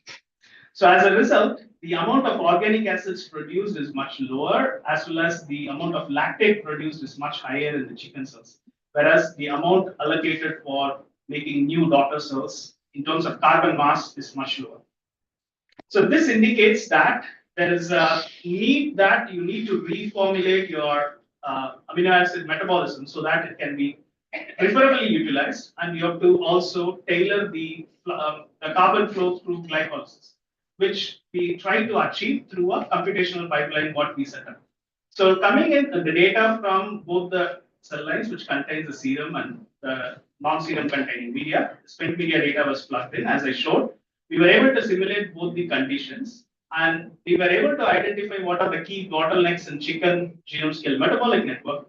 And then we did a series of model-based DOE. When I say model-based DOE, this means completely a computational simulation. So what we did is we basically performed hundred thousands of computational experiments by introducing new components when they are present in the media, or we theoretically change the levels of different components of the media so that you are able to achieve the realistic effect or several fold higher growth rate.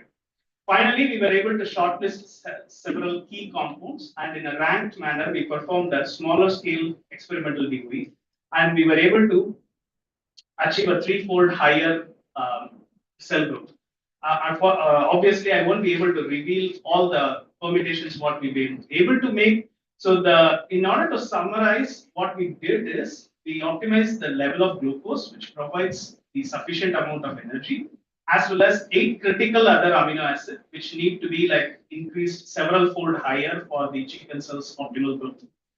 And to present this in the Fisheries conference, when Dr. Mukunda asked me initially, actually, I could not.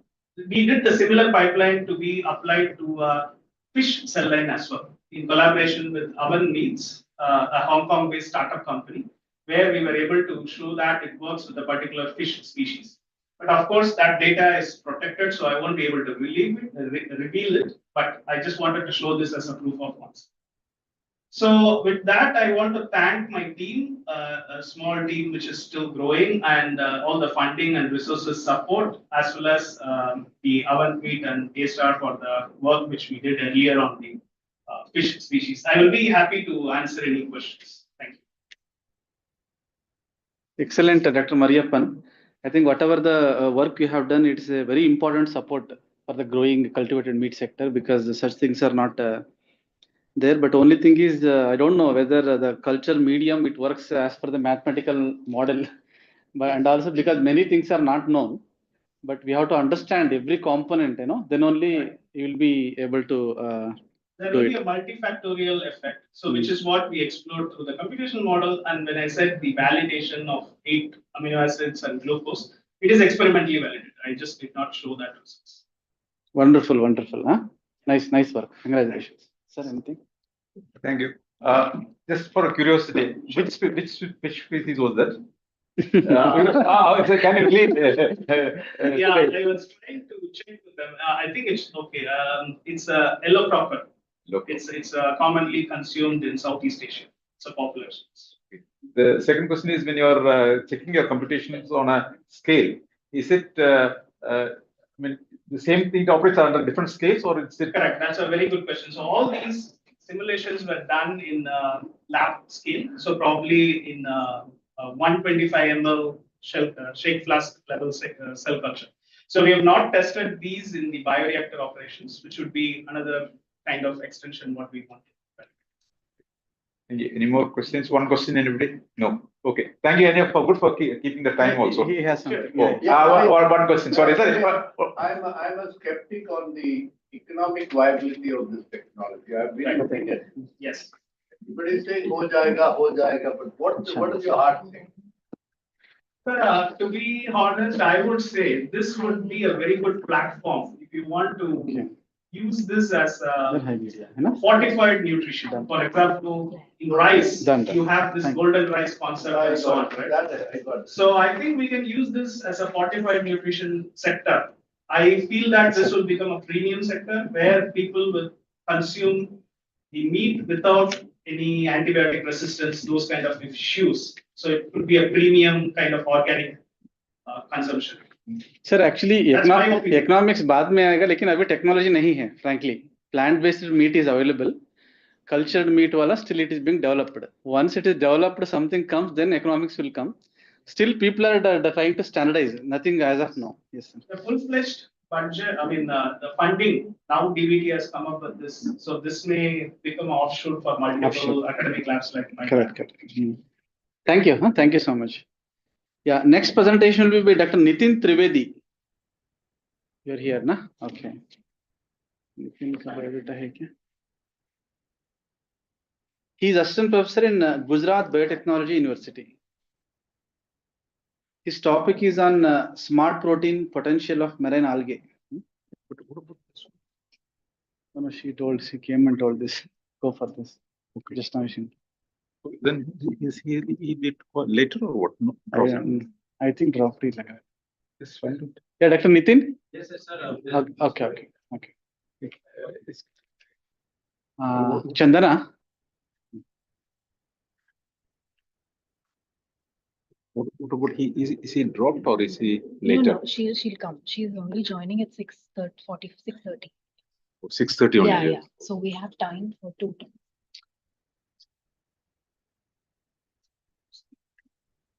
How many more? 3, I think. Many more. With this, Just 3. just 3, and then we take a break for remaining next. That's it. After that dinner. What about the No, poster? how about this poster oral tomorrow? Or this way? ठीक.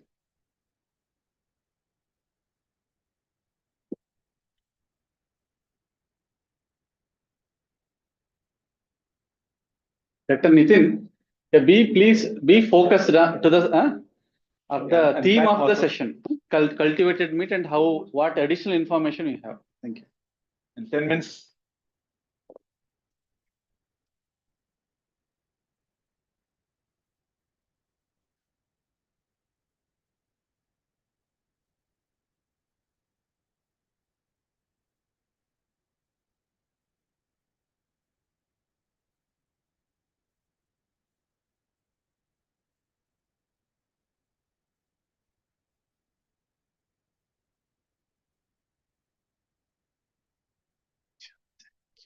Coffee है क्या? Yes. Thank you.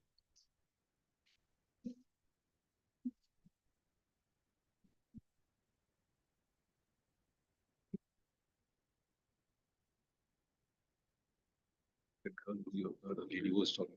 Who is she?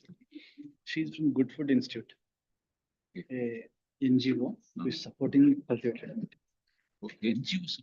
Good evening, everyone. They want to say At the outset, I would like to thank Dr. Goswami for giving this opportunity to speak on smart protein potentials of marine algae. I'm assistant professor at Gujarat Biotechnology University, and I mainly work on the bioprospecting marine algae for value-added products of industrial importance.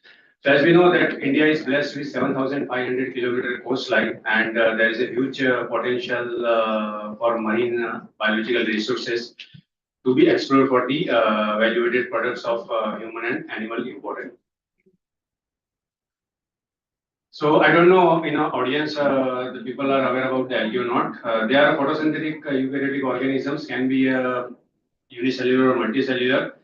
Unlike higher plants, they lack algae, the roots, stems, and leaves, and they can be a fresh water and marine water. And then they are a rich source of bioactive components. That's why they have a good industrial applications. So mainly they are classified into 2 types, macroalgae and microalgae. So based on their morphology and pigments, the macroalgae, they are known as the seaweeds also. So they are classified into the Phaeophyta, Chlorophyta, Rhodophyta, and the global seaweed species are around 10,000 species are reported, whereas the microalgae, they are classified into the Cyanophyta, Pyrophyta, Chrysophyta, and Chlorophyta, and almost 2 lakhs species have been reported globally. So why algae is gaining importance? Because it is a good source of protein, carbohydrate, lipids, and minerals. That's why the global production, the seaweeds or microalgae, they are cultivated across the globe, dominated by the Asian countries, China, Korea, Philippines, Indonesia, Japan, and all. The global seaweed production in 2022 was 35 million tons, and which was having an estimated market value of 16.5 billion US dollar, and which is expected to increase by 37 billion US dollar by 2031. And as I said, that they are a good source of a carbohydrate, mainly the sulfate polysaccharide like agar, alginate, carrageenan, and porphyrin and ulvan.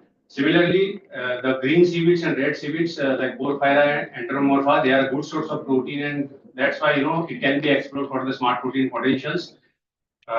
Depending on the presence of their content, they have applications in energy, fertilizers, feed, food, cosmetic, nutraceutical, pharmaceutical, and chemicals. So as of now, mainly red and brown seaweed species are cultivated for these value-added products, and very few work has done on the green seaweeds. Similarly, when we talk about the microalgae, though there are 2 lakh species have been reported, but still spirulina, chlorella, dunella, hematococcus, and few more microalgae are cultivated or produced worldwide for these different value-added products, mainly proteins, pigments. And here you can see these are the key players of the microalgae producers. Okay, so why they are emerging as a smart protein alternatives? Because they have a good essential amino acid content or profiling compared to the vegetables and animals. Okay, so if you can see in this table, chlorella, dunellina, spirulina, they have essential amino acids, up to 41. And similarly, the macroalgae, they also have the essential amino acids to 42 to 43 compared to your, vegetable, which is your soybean, chickpea, and animals, turkey and beef. This makes algae, mainly the marine algae, makes an interesting candidate for smart protein potentials. Okay, so as I said, that the protein content varied in all the seaweed, red, green, and brown.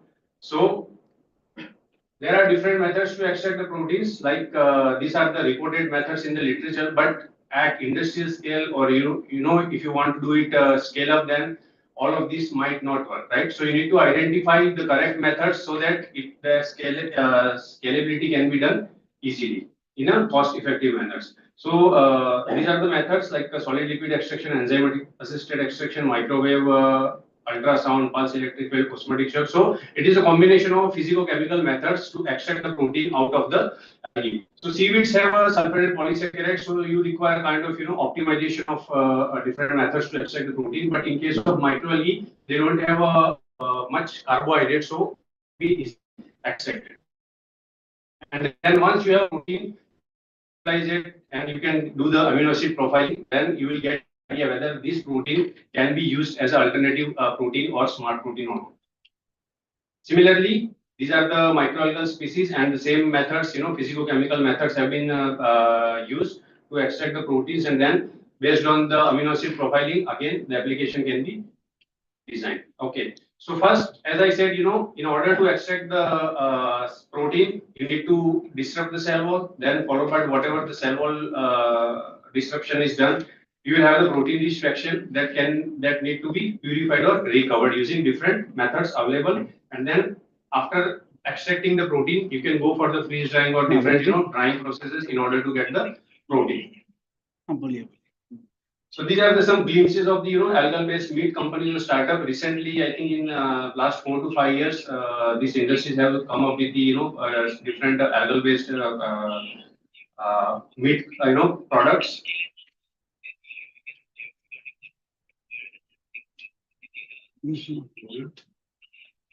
Yeah. Okay. So as I said, I will give you few glimpses of the what I am working. I am working on the bioprospecting of the marine algae, both seaweeds and microalgae, into the value-added products.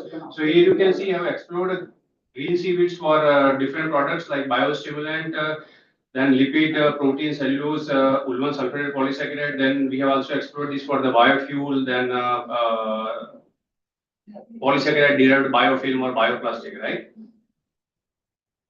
So for this, for any production or process, you need upstream and downstream, right? So if you are dealing with the microbes, then also you need to grow them in a reactor. Similarly, algae also need to be grown, right? So once you have a optimum biomass, round the year biomass availability, then the chances of success of the industry is very high. That's why along with the designing a process, bioprocess facility to extract the product, once you should also have the process or the different strategy to get the maximum biomass. So likewise, I have worked on extensively on the different reactor systems to increase the biomass.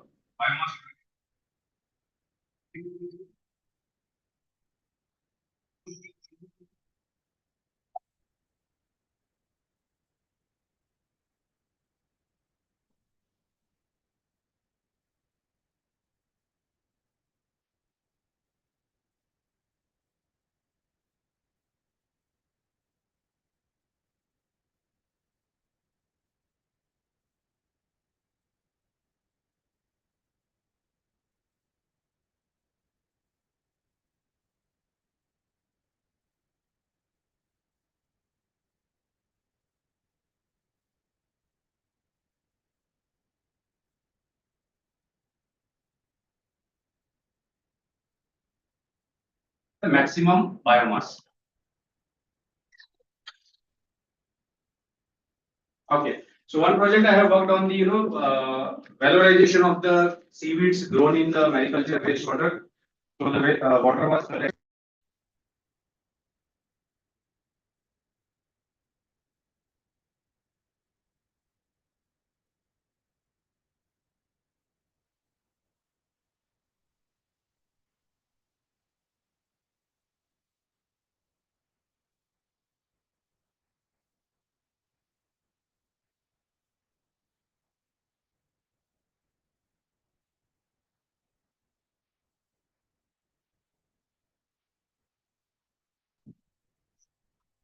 So the ultimate aim was to get the maximum product out of it, right? In a situation to make the process economically viable.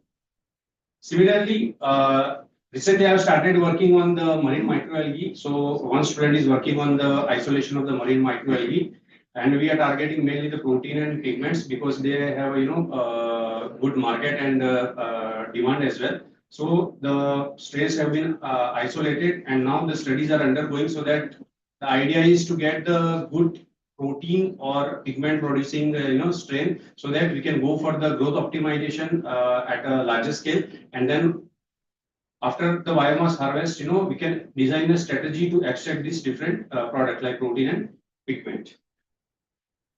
Okay, so I think this is the last slide. So one of the PhD student has started working on this scheme, exploring the marine algae for smart protein applications. So the idea is to isolate different marine microalgae from the Gujarat coast because we are blessed with the 1600-kilometer coastline. So after the isolation, the morphological and molecular identification of the algae will be done. Then the growth optimization will be carried out to get the maximum biomass production. Once the biomass is produced, we will go for the biomass fractionation using different techniques, to get the protein extraction out. And then this protein will be analyzed for the amino acid profiling. And after the amino acid profiling, we are planning to do this, protein testing analysis for meat analog potential. So we don't have the expertise, but there are people with the help of GFI. We have identified few people which will help us to do this protein testing, analysis for the meat analog potentials. So this is what we have started working, and we want to continue in this direction. Okay, so this is the, I think, last slide. So there are scopes, of improvements in the India or challenges we are facing. Like the round the biomass production is required if you want to make a successful industry. Then there is a need of the trained manpower or skilled manpower, awareness among the people. The algal based products or sea based products are still not accepted by the people. Then there is a need of public and private investment, strong R&D for value addition technology and supply chain management. I think we need to work on this so that I think the algal or marine based industries can run smoothly. Okay, thank you. Thank you for the presentation. You did not mention the species in there. Were all the same species, or you just said microalgae? Were there different species you're working on, or? Yes, sir. We have started isolating. Now we are identifying it. So after identification, we'll come to know. As per the morphology, they are different. Okay, I think it's better because sometimes you start building on it, Yes. and what happens is when you collect from the field and do this, next time you go and collect from the field, you'll collect something else. Yes, And there are a lot of cryptic species also. Agreed. So you need to be sure about the species. Yes. So that is the first stage. After getting the pure culture, we'll identify. Okay. Thank you. If there are no questions, then we go to the next speaker, who is Dr. Sanskrit Das, Senior Scientist in High Media Labs. It is nice to have somebody from the industry present.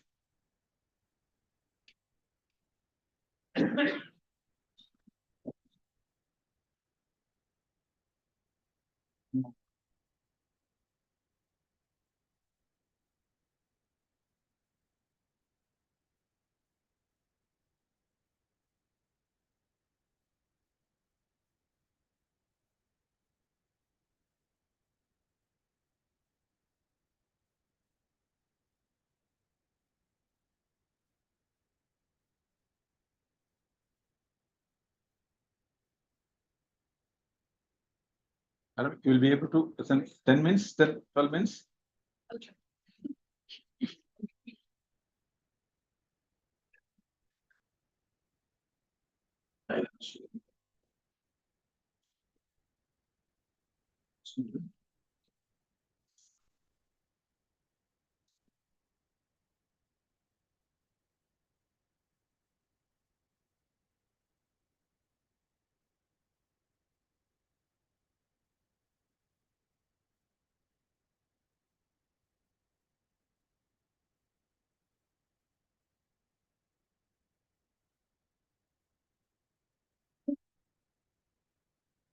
Very good evening to everyone. I thank the committee for inviting me, especially Dr. Mukunda Goswami. So what I'm going to talk today is slightly different from the aquaculture and fishery research, but I believe this will provide you a valuable insight in utilizing this technology for your respective research. So my name is Sanskrita, and today I'm here representing High Media Laboratories. I take care of the division of 3D cell culture. So quick in brief about myself. So I have done my BTech Biomedical Engineering from Satyabama University, Masters again Biomedical Engineering from Manipal. Then I carried out my PhD on 3D printing from IIT Delhi. Post that, I did my first postdoctoral research from South Korea on cardiac tissue engineering. Followed by another postdoctoral research at Emory University and Johns Hopkins University in US, where I worked on stem cell-based biological pacemaker.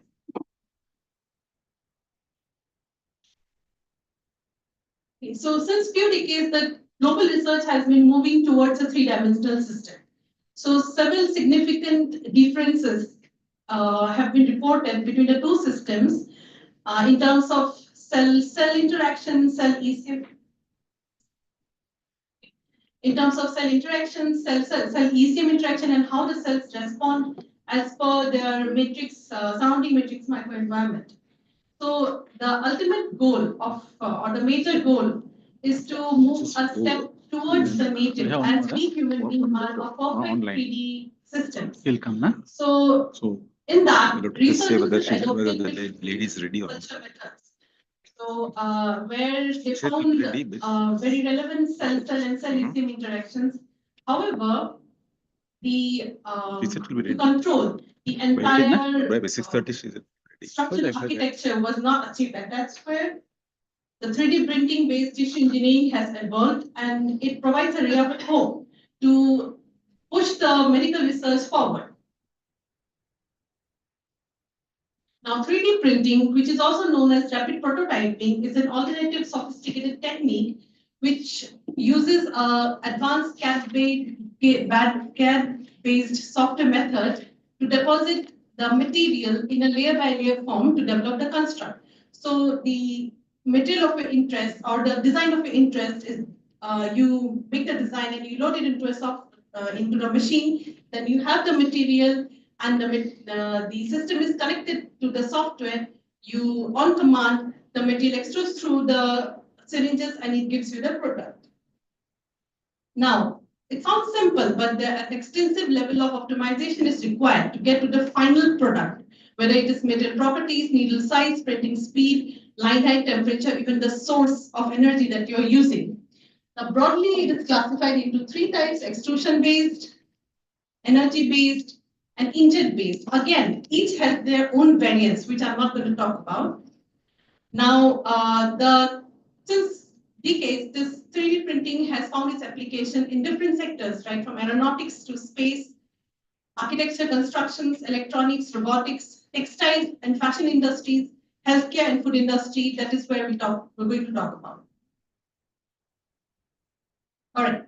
So when it comes to materials that you're going to use only for 3D printing, so there's a range of material, right, from plastics, polymeric materials, ceramics, composites, resins, and so on.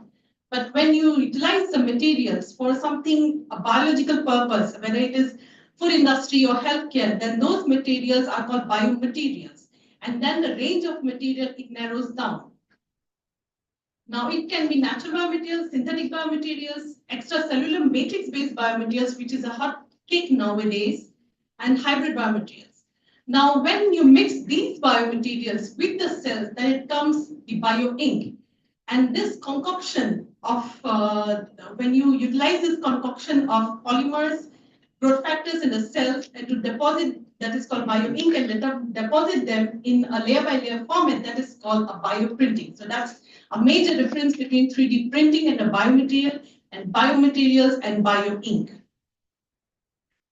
Now, in terms of application, it has seen various applications. So right from the first FDA-approved 3D printed drug, which is levetiracetam, that is actually a very commonly used drug to treat seizures.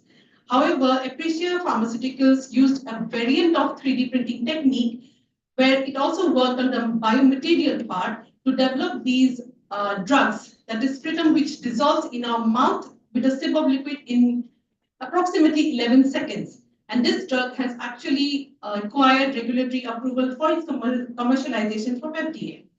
Now, in terms of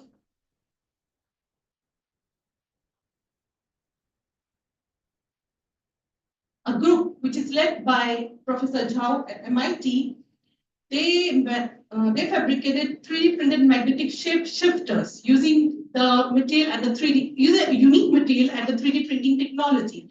So this shows the promising approach of fabricating self-steering catheter in future, which can be controlled through the body magnetically, and it is very much helpful in the medical research to capture images from the locations where it is very difficult to insert the catheters, regular catheters. Now, when it comes to 3D printing substrate, now this technology, again, along with the biomaterial, can be used to develop substrates like here, an optimum 3-dimensional substrate was developed using two different proteins, that is cell fiber and gelatin, for cartilage tissue engineering. Again, the same way it can be used to develop other kind of substrate to assess osteogenic differentiation with respect to different materials or even different geometry. Even the clinical application of the 3D printed hydroxyapatite was well demonstrated in this study. Now, when it comes to bioprinting or developing a personalized structure, again, a team led by Professor Tanvir at Tel Aviv University, they demonstrated world's first 3D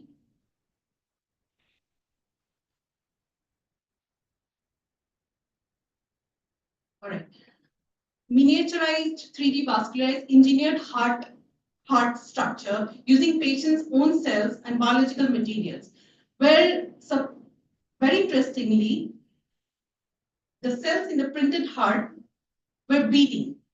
So this demonstrates the potential of the material and the 3D printing technology to engineer even personalized tissue constructs in future, replacing as a promising replacement for organ transplantation. Now, a live example where Dr. Arturo Bonilla, in collaboration with 3D Biotherapeutics team, they successfully fabricated and implanted a collagen-based ear on a patient that was suffering from microtia. So this openly shows that 3D printing technique, along with the unique biomaterial, is a boon to patients who suffer from disorders like microtia, which can socially or psychologically impact the kids. Not far away from us, even team led by Dr. Falguni Poiti at IIT Hyderabad is also working on fabrication of complex structures like ear structures or nose-shaped structure using tissue-derived, that is adipose tissue-derived biomaterial.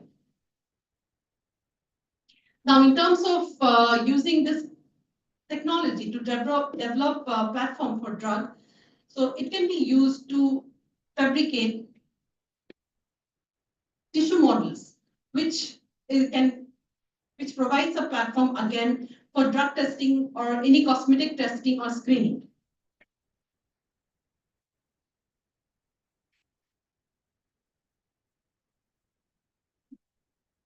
So there is a beating cardiac tissue. I don't know if it's showing here. Not only that, so 3D printing technology, again, with the unique biomaterials, can be utilized or is being utilized to fabricate high throughput bioprinting of spheroids. Within a fabrication of 7 minutes, Dr. Pati and his team, they have fabricated 96 models, which actually is a boon and a platform for replacing the animal testings. Okay, so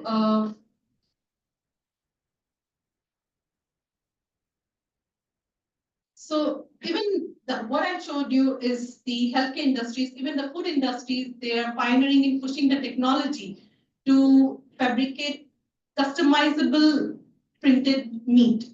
For example, Israel-based industry that is Stakeholder Food, it reveals world's largest ever 3D printed cultivated steak.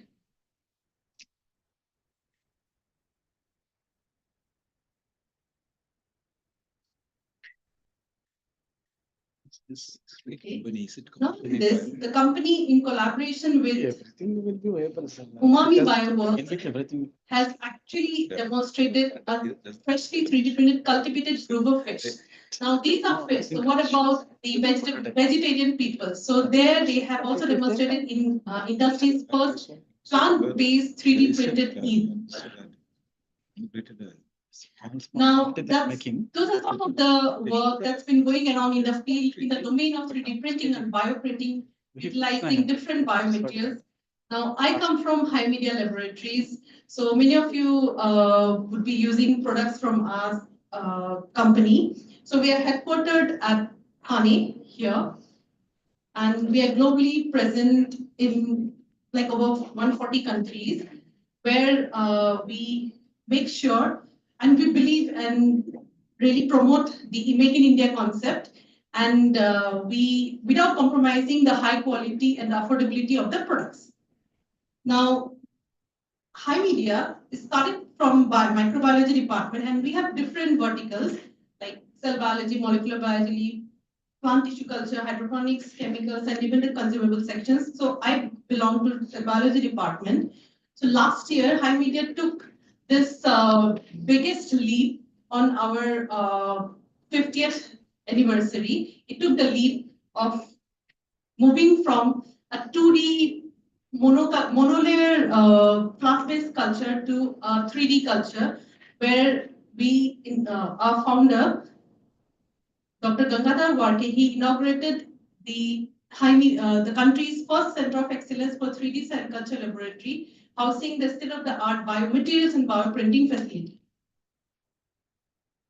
Now, the focus of the facility is promoting academic industry partnership, developing training modules, and of course, customizable training modules, providing trainings, services, product development, validation, documentation. We work in collaboration. We work even in collaboration with Dr. Goswami, and ultimately leading to the product commercialization. Now, the product development process goes like we synthesize the product, lab scale, pilot scale, and even upscaling it. And then we characterize whether the product is made in-house or it is through collaborators. We characterize them, validate them. We have different instruments to validate them, whether it is the textural properties or the physicochemical properties. If it's a printable product, we do print. We do the biocompatibility check documentation, followed by the commercialization. Now, these are some of the work that we have done in our laboratory. So we have demonstrated successful printing with Pluronic, which is a sacrificial biomaterial which is used very widely in the field of 3D printing with different materials, even Gelma, which is gelatin methacrylate, as well as a soybean-based biomaterial, which recently we have dived in. So we also utilize different printing technique to print very low viscosity material inside a bath.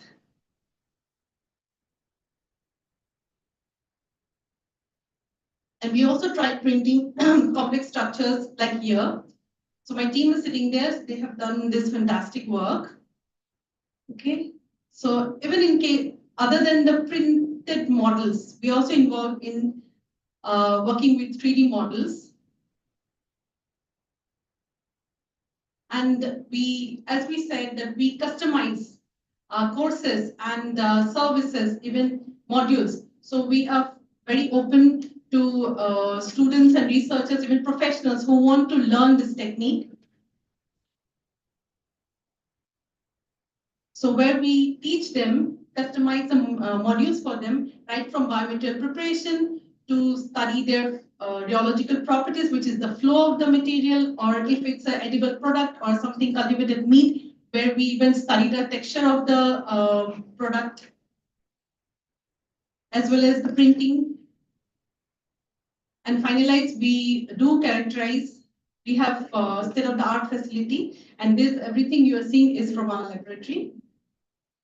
Okay, so since its inception, so we opened our lab last year, and since that we have already commercialized our first product, which is a gelatin-based product.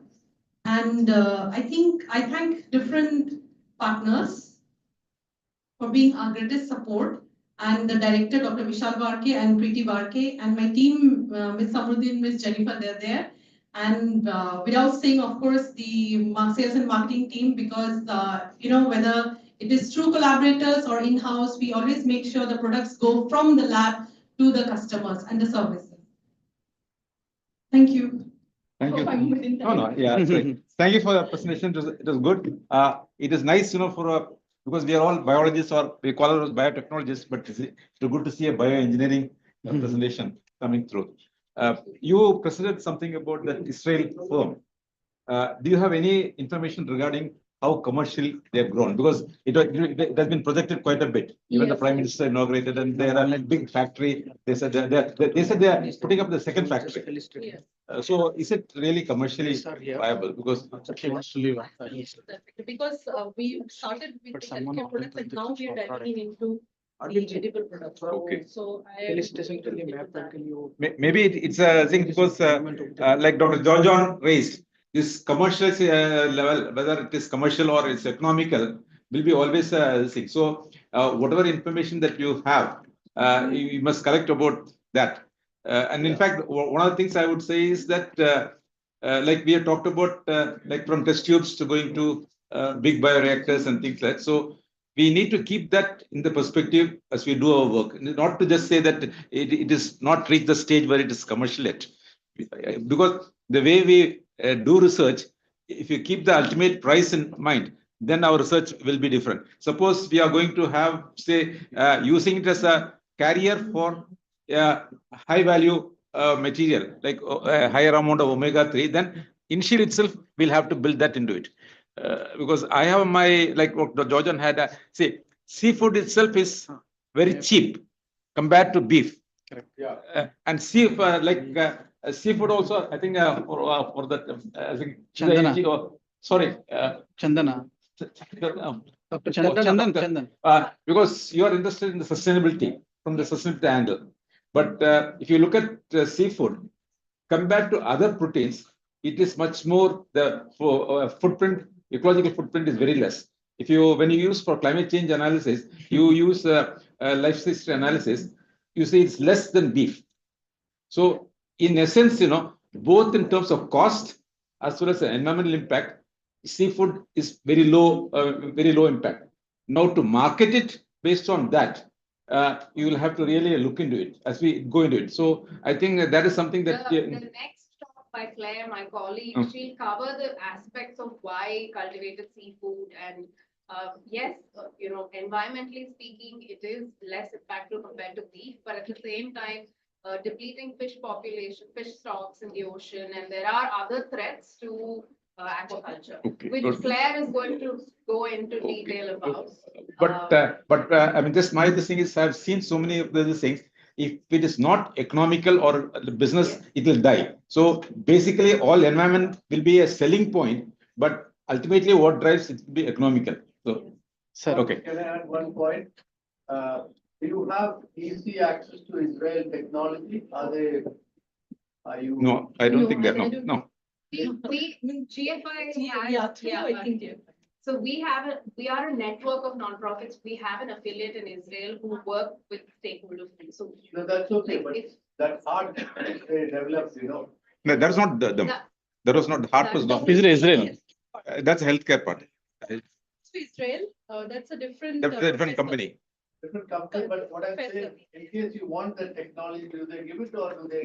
No. They won't give it. Second question, instead of producing fish meat, can you think of value addition? That is, some other molecules are also integrated into this meat. Okay. That's what the IIT Madras has indicated that. Yes, that So high therapeutic value. Yes, sir. Thing. As a drug, Whatever. as a food supplement. Molecules which are required, you know. I don't know, that is something. Yeah, actually, that's a wonderful with this one. The fortification, suppose in omega-3 fatty acid, Fortification in is marine fish it is more, no sir, in freshwater fish it is less. one thing. Rare proteins Yes. cannot be expressed in anything else. Maybe fish, maybe Yes, the yeah, that's what. medium of expression. Yes, sir. So, I don't know if you, maybe as a spin-off of this conference, you know, you should, next one should be only on this cultured meat. You should have it. Yes. You should not have it like this. Yeah, actually, his theme was cultured meat, you know, cultivated meat, but he has put so many things. I was also surprised. No, actually, problem is what? So if you organize a conference on cultivated seafood, your audience will be only very few. Just So you will have those people who are working in I would like it to be a more concentrated thing. Okay. Where in a business-like session, people address that. That may be only a day. Yeah. Yeah, we have plenty of talking points for it. Yeah, maybe true. next time. Here next time. Okay. I think we are going in time. So let's, sir, just one question. Actually, thank you. High Media is providing the service facility for using the 3D printer. Do you also have the service facility for the bioreactor? Yes, I think because bioreactor doesn't come under my purview. What's the size of your bioreactor? So we have. 30 liters? We don't, yeah. 100 liters. 100 liters. But it is not in my purview. Correct. Yeah, actually we try to upscale some of our sales in the high media. They do it more Yeah. for healthcare right now. They are still going into the food bioreactor space. But Dr. Patil will talk about it. I can introduce him to this. Thank you. I would suggest this should be pitched at a higher level, at the national level. They should have focused on this particular field. What you had in this session. Okay, sir. Should have a full workshop on that. Yeah. Nobody else is addressing it. So initially we thought of doing like that, and we thought we scared, we'll be getting that much audience. Actually, they are doing sir smart protein summit karke. But nowadays, last 1 year there is nothing. But once in a year they are doing exclusively. Not enough. I'm saying that, see, I've been in biotechnology, now I'm not in touch with it. But then these are the things which are missing. Yes, General aquaculture, general seed production, we hear about so many times. These are the things which should be highlighted, pitched at a different level, so the government also takes note of it. So, Dr. Girish, to answer your question. So, Yeah. in IIT Madras, we are planning to set up a bioform dedicated. So we Yes, will sir. have That is true. And Tyson, where we will have up to a 5K per metric. Okay. We can test these. Okay, it's available, na? Okay. How we are setting it up. It has been just approved. We will be So you will have it in your lab. Has been recommended in the last bioenablers call. Okay. So it is focused on cultivated. No, one of the things is, so in Cultivated. general, we are looking into microbial strains and animal cells, cell lines establishment. As well as if anybody wants to try these for biomanufacturing scale validation, we would be happy to help. So let us know once it is established. Sure. Yes. Thank you. It will be established, I think. With This regards to the financial card. year, it is supported by DBT. Oh, excellent. Yes, 25, 26, it will get established. Thank you. Thank you. Thank you. Who's handling it in DPT? Dr. Kalevani, sir. Oh, my officer. Yeah. She was my officer handling public-private partnership. So earlier, Dr. A.K. Rawat was, he has funded some projects. A.K. Rawat funded. A.K. Rawat, because we have taken along with CCMB, Kalevani. that A.K. Rawat was there. But now he's also retired, maybe. Tripati, you will be here tomorrow morning? Or you leave? Huh? Okay, then we can have a discussion on that. Yes. Because one of the things I see in bioreactor, I mean, just for this thing is that aquaculture or fish related ones, they don't go beyond a certain level. Because the way we prepare the proposals from the institutes and everything, they drop out. And there's no way to help them. So since you are having this hub for smart printing, so and since you are attached to it, lessons learned from your very successful stories can be translated to fishery thing, because I think this is what I'm trying in the Bairak also. Something like that should come down to us, because what the proposal that come is more research oriented, with not really a partnership with the industry. So But that's always been the challenge. Always the challenge. so at least this time, I'm glad that you have brought quite a varied people to present. In a way, that's a. But you can make a good consortia because they are funding it, you know. Dr. Gupta, the tempo that you have demonstrated in this section should become more, and by organizing separate, Yes, sir. exclusively for this. Nothing else. Nothing, only this will be only for a day. Only for it. I think we have short. It's She's available still. So we're going to play a recording. Okay. I mentioned to her that we start in a few minutes. Okay. Uh, I think. Sir, but in between, Dr. Mayappan is leaving, so we can just felicitate him. He's leaving. His flight is there. So please. Okay. Hariyappan is in hurry. Please. Anjali. Sir, please. Light थोड़ा ये हो गया क्या? Off किया है. Okay, Anjali sir, please. Sir. He will wait. So you should go with some memory also. Sir, please.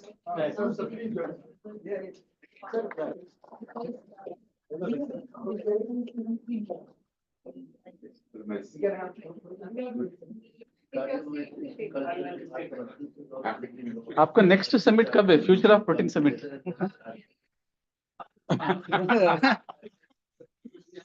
No, we don't want funding. We'll come on our own. You organize a program.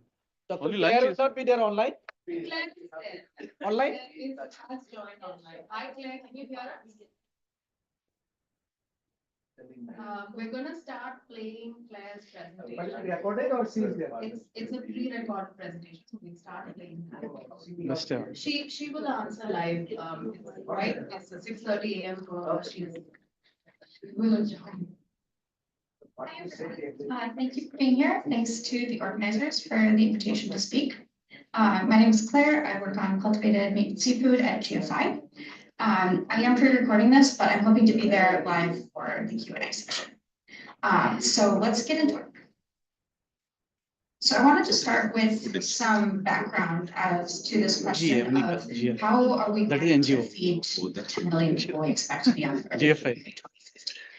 This is a big question that motivates us at GFI, and I think something that also motivates a lot of folks who are working on aquaculture. So we know that there are challenges with the way that we conventionally produce animal protein, and that those challenges range from sustainability issues like greenhouse gas emissions to efficiency. So there's a big disparity between the amount of land that we use for animal protein production and the amount of protein that we get out of that land, and safety concerns. So, most top of mind today is probably avian flu. And certainly there are, equivalent considerations between meat and seafood. So when we zoom in on seafood, I think a lot of the same issues apply, but there are, some slightly different ways that we look at the problem. And so the thing I always start with when thinking about conventional supplies of seafood is the stat that fewer than 7% of fisheries have been estimated to be fished at or below sustainable limits. And it's important to note that does not mean that 93% of fish stocks are fished. But what it does mean is that if we want to think about continuing to produce seafood the way we have been, then maybe that's what the goal. A certain challenge that 93% certainly does represent fisheries that. The best thing is you made it as a training facility. But it's really great. Training increase in seafood supply, then that's where it becomes really difficult to see. You will charge for it? Because that's how much time? Basically. I want at least 3 months. And so about we that do expect to see last year increases we just in started a facility, so demand. 3 girls came. So this is a report fairly late at this point from the World Bank, where they're estimating between 2010 and 2030 that there would be a 27% change in fish consumption. So representing a big change in demand. And from what I've seen more recently, it does seem like we're fairly on track for that. And then this is from the World Resources Institute using some FAO data. So the FAO estimated in 2017 that aquaculture growth could certainly contribute to meeting this demand, this gap in demand, but that it would only keep pace with increased demand in 17 countries, while all the rest would have some substantial gap remaining. And of course, going back to that 7% stat, there's very little room for wild capture fisheries to close the gap. So the solution that GFI focuses on is that of alternative proteins. So the idea that we can continue to create the same meat, seafood, eggs, and dairy that everyone loves, but do so more sustainably and efficiently if we consider other production methods. So whether that's making products from plants, cultivating them directly from animal cells, or producing them by fermentation. And this is fundamentally not about asking anybody to give up their favorite foods. It's about making the same foods in a new way, accelerating the transition to making products that are at least as delicious, affordable, and accessible as what we have today, but with fewer negative externalities on the climate, on public health, et cetera. And I think it's really important when we talk about this to remember that this is not a silver bullet. This is not the solution. It's a really important part of the solution. It's an important tool in our toolkit as we think about, what does the food system in 2050 look like? I feel really strongly that alternative proteins are one piece of that, but we can't just look at this one technology in isolation. So, for example, the combined benefit of switching to renewable energy and also switching some of our protein production to cultivated meat is much, much more of a compelling argument than if we look at either of those things. So a little bit about GFI. Who are we? Who is this person? Why is she talking to us? So GFI is a nonprofit that works to develop the roadmap for how we can transition to a more sustainable, secure, and just protein supply. And we do that through 3 key areas. So I'm part of our science and technology team. We're really into open access research. So we work closely with scientists at startups, but also academic scientists to try to build that kind of foundational knowledge base that everything else depends on. And then our corporate engagement team works closely with companies, investors to try to, improve the situation for these products that are being innovated in the science and technology realm to make it into actual products that are available to consumers. And then our policy team advocates for fair policy around things like labeling and also, importantly, for public research funding for alternative proteins. So we are a global organization. We actually have affiliate offices in 6 different regions in addition to the United States, including here in India. And so this structure allows us to really collaborate closely across our teams and share knowledge and not be duplicating effort, but also allows folks in different regions to really tailor their approach to conditions, what the research ecosystem looks like, what consumers are looking for in different regions. So when we talk about the alternative protein landscape at GFI, we tend to generally categorize it into 3 different main buckets. So plant-based proteins, which probably are the most familiar to people, cultivated meat and seafood, which is essentially growing products from animal cells, and then fermentation, so using microbes, whether that's yeast, bacteria, algae, to create either ingredients for products or whole biomass. So I'll be focusing primarily on cultivated for this talk. So what is cultivated meat and seafood? So this is genuine animal meat or seafood that can replicate the things that people really like about conventional meat. So the sensory profile, the nutritional profile, and it can do that because it's comprised of pretty much the same things, the same cell types or the same main cell types arranged in at least more or less the same 3-dimensional structure as you would find in animal muscle tissue. And of course, how closely that needs to be replicated is going to depend on the product you're going for. And what I'm showing on this slide is just a few examples of product prototypes that have been put out by different companies over the years. So people have made some things that that look pretty good, but we're still in the very early stages of innovation here. So just to give some context as to where we are in the history of cultivated meat and seafood development, the first regulatory approval of cultivated meat happened in Singapore in 2020. We had a little bit of a gap, and then in 2023, there were two different companies. One of those was the same company as in Singapore that were cleared to serve cultivated chicken in the United States. 2024, we saw approvals in several different countries. So Hong Kong, Israel, Singapore, Singapore again, a different product, and in the UK. And then most recently, this year, we saw an FDA green light. So they're still waiting on USDA approval for cultivated pork fat. So there are cultivated meat products either on the market or approaching the market in a number of different jurisdictions, but we are still, I would say, at the very early stages of this. So we're really talking about small quantities of products available at individual restaurants that consumers can buy. So we are not, if you haven't been following the news on this, the sort of scoop is we're not at the point where this is just in your grocery store and you haven't noticed, but it is on the market in some very limited capacity. And so one of the really big challenges that this industry is facing is going to be how do we make these products at scale while also, meeting all of our goals on taste, price, environmental performance. It's not an easy thing, but I think there's a lot of reason to be optimistic that it's something that that the industry will be able to achieve. And there are also products under review in 10 additional countries or regions. So just a little bit on the production process for cultivated meat and seafood. So typically we are talking about starting with a small sample of cells, whether that's an immortalized cell line or a population of primary cells. Those would then go into a cell proliferation step. So we're talking about putting cells into a bioreactor with some culture media. The cells are ready to grow and divide until you have a certain volume of cells that you're looking for. And then you would move on to the second step of tissue maturation. So you would be changing the culture conditions to try to get those cells to differentiate into muscle, fat, connective tissue, et cetera, depending on the product you're going for.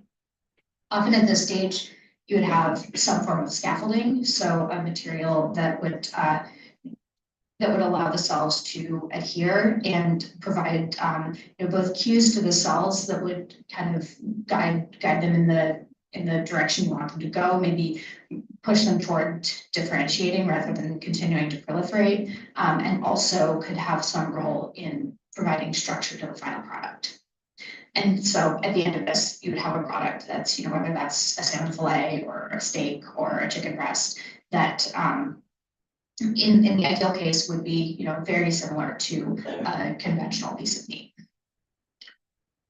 So I just wanted to give some examples of research priorities that folks are working on today in cultivated seafood, and kind of try to give a little bit of a flavor for how that can overlap with things that might be of interest from a research perspective for folks working on aquaculture.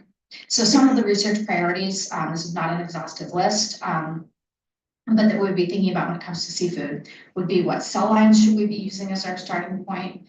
Should we be going more, pluripotent cells, or do we want something that's more of a direct muscle or fat precursor? How exactly should we formulate our cell culture media? There's a lot that's happened in seafood in that area quite recently. And then how can we recreate the 3D structure of the products we're trying to make? And lastly, what ingredients and inputs do we need? So are there potential supply chain bottlenecks? And what can we do to make sure that as the technology gets to the point where it's capable of scaling up to the point where we need it, are all of the things that are going to need to go into those products, are those widely available? So just an example of a project that was fairly recent on the cell lines front.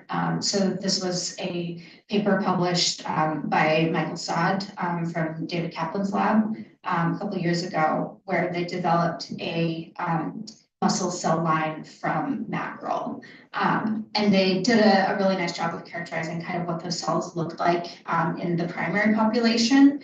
And then they observed an immortalization crisis around P40 or so.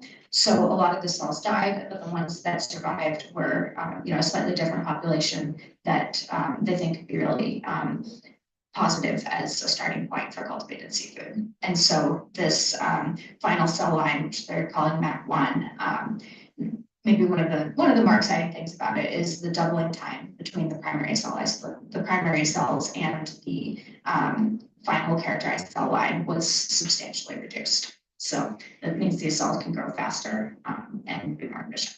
So I mentioned challenges related to supply chains and ingredients. And I think one thing that is really interesting, and I bring this up because it's sort of a fairly obvious shared need between alternative seafood, whether it's cultivated, plant-based, doesn't matter, and conventional aquaculture. And that's the challenge of supplying omega-3 fatty acids. So we published a report on this last year. I won't go into all of the details because it's a 70-page report. We like to get into things at GFI. But just a couple of key takeaways on this. One of which was that when we asked people about the current challenges that they face when sourcing omega-3 ingredients, generally people say that it's a substantial challenge. So the terminology we used in the survey was medium-sized challenge. Some folks said it wasn't a challenge. Those were often people who were a little bit earlier in their journey. So they were companies that were just starting out, and then they were seeing this as a likely challenge that they would be seeing in the next few years, but weren't immediately running into problems there. So that's good. And then when we asked them where they expected to be in 5 years, things tended to move a little bit to the right. So more people said that it would be a major challenge. And a lot fewer people anticipated that it wouldn't be a challenge for them. So we expect this to be more of a problem in 5 years than it is today. And that really, makes a lot of sense given that we expect companies to be scaling up production. Right now, a lot of people are just doing very early stage product development at lab scale, where you wouldn't expect sourcing large volumes of omega-3s to be a big problem. Another thing we learned was that almost everyone today is using long-chain omega-3s from algae, not surprisingly, but there was a lot of openness to diversifying to include other ingredients. So whether that's plant molecular farming, there have been a couple products that are in fairly early stages that are out now, where people are using plants to grow long-chain omega-3s, and other things like using precision fermentation. So basically the same technology that's used in the Impossible Burger, but applying that then to omega-3s. So I think this is a big opportunity for those sorts of ingredients companies.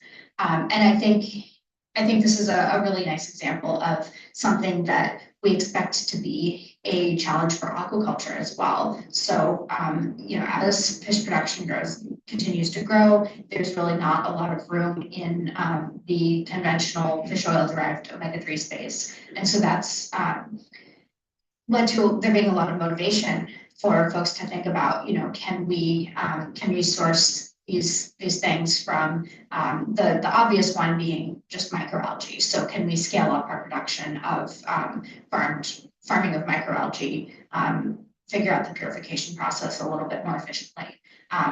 That seems to be kind of one of the big areas of low-hanging fruit. But thinking about these more sort of diversity of options as well, I think is very, very much needed in both the conventional aquaculture and in the alternative seafood spaces. So finally, I just wanted to talk about opportunities for involvement of researchers who are already experts in aquaculture, if you want to diversify your research focus to include both of these. I think one big area is partnering with cultivated meat or seafood labs to provide access to animals or tissues or eggs. So working on cell line development projects, that's obviously a big need for cultivated seafood. And I think, we can also think about mutual benefits from these cell lines also being certainly things that can be used in aquaculture research for, screening for ways to combat viral diseases and things like that can be challenges. And then more generally, just understanding more about the biology of fish, crustaceans, other aquatic animals. So can we, learn a little bit about when we learn about what is needed in feed formulations for fish, what does that do to inform us about media formulations for cultivated seafood and vice versa? So if we understand a little bit more about requirements for minerals, fatty acids, whatever it might be, maybe we can avoid duplicating effort so much. We can learn about genetic factors that could influence the growth of animals that might also influence the growth of cells and vice versa. And then also, other aspects of growth conditions, so temperature, oxygenation, osmolarity, et cetera, that are relevant in slightly different contexts, but likely still factors in both of these areas. And then finally, I've been banging on a lot about this, but shared ingredient supply chain needs. So the most obvious of those being omega-3s, and just coming up with more sustainable, more efficient ways of producing those sort of health-related and in many cases flavor-related compounds. And then we can think about similar improvements to things like astaxanthin that at least from my reading seem like less likely to be a big issue, but certainly incremental improvements to the production process would be I think very welcome in both areas. And then outside of the sort of direct research focus areas, what is the role of someone from aquaculture in these projects?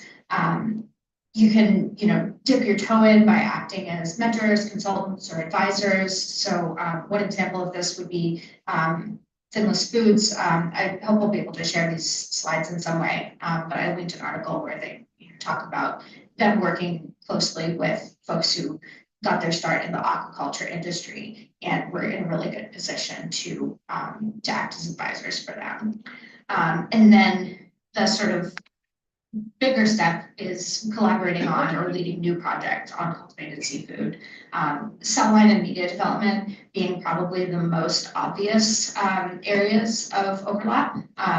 So I just put some examples of folks who have kind of done research in both of these areas and been able to apply their aquaculture expertise in cultivated seafood as well. So yeah, just to summarize, I think there's a lot of potential for cultivated seafood to help close the gap in terms of the anticipated global seafood supply. But there's a lot of work that still needs to be done before that can happen. So developing cell lines, optimizing media, optimizing and designing scaffolds, sourcing ingredients, and I'm sure a lot more that I didn't think about. And I think there's a really key role for aquaculture experts to play here in making that happen. And so with that, thank you very much. And I hope I will be happy to take any questions. Thank you very much for the presentation. And I must say, I'm glad that an NGO of your magnitude is really involved in this work. That speaks volumes. Maybe I'll just take the things that I'll play the devil's advocate. In the sense, if you are doing it for meat, it is very understandable because the life cycle analysis clearly shows how meat is there, and if you compare it with fish, it is much low. So from the environment sustainability, if I had a limited amount of funds, I would invest more into meat, a substitute for meat. And that is one question. The second is that plant-based meat products, since they have now developed the feel of actually meat, even that it seems to be having a competition with cultivated meat. The third one is among aquaculture products, it is not fish. There are other products which is more costly and more. They have a more environmental impact, like shrimp. So should we concentrate on something on those kind of seafood? Unfortunately, we don't have cell lines for shrimp. So do we need to work on doing that, or should we go for tuna? Because tuna, the price is more. So it's a multiple. So are we placing our priorities even service meat with seafood, and within seafood, if you focus on fish, are we? Should we focus on those kind of seafood which will bring more returns and which is more environmentally damaging? Okay, that was a lot of questions, but I think they're related. So I'll start with the environmental question. And I agree with you that if you were to look at this from the perspective of purely based on carbon emissions, it maybe doesn't make that much sense. But I think when we look at holistically, and we think about, declining fish populations, we think about, potential, contaminants in marine ecosystems that could impact human health. We think about certainly climate impacts from certain species, and then also, the human impact in terms of just food security and making sure that we actually can produce enough food for everyone. The way I kind of look at it is, how are we going to feed everyone, given rising populations, rising standards of living, and also do that in a way that's sustainable. So can you point to individual sources of fish that are sustainable? Arguably very much yes. But if we all are like, oh, this particular source is really sustainable, let's go do that, suddenly it's not so sustainable. So I think when we have to look at it from a perspective of how are we going to build a whole system that works from all of these different perspectives. And from that standpoint, then it makes a lot more sense to kind of think about diversifying, not trying to get all of our food from one source.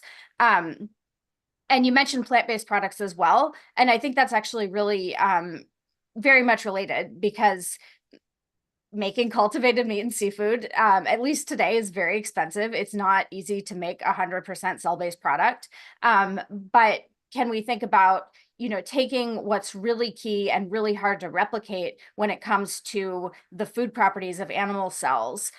What if we do an 80-20 mix where we have 80% plant protein that gets us almost there in terms of flavor and nutrition, but it's maybe still missing something, and maybe the thing that it's missing is actually cultivated fish cells.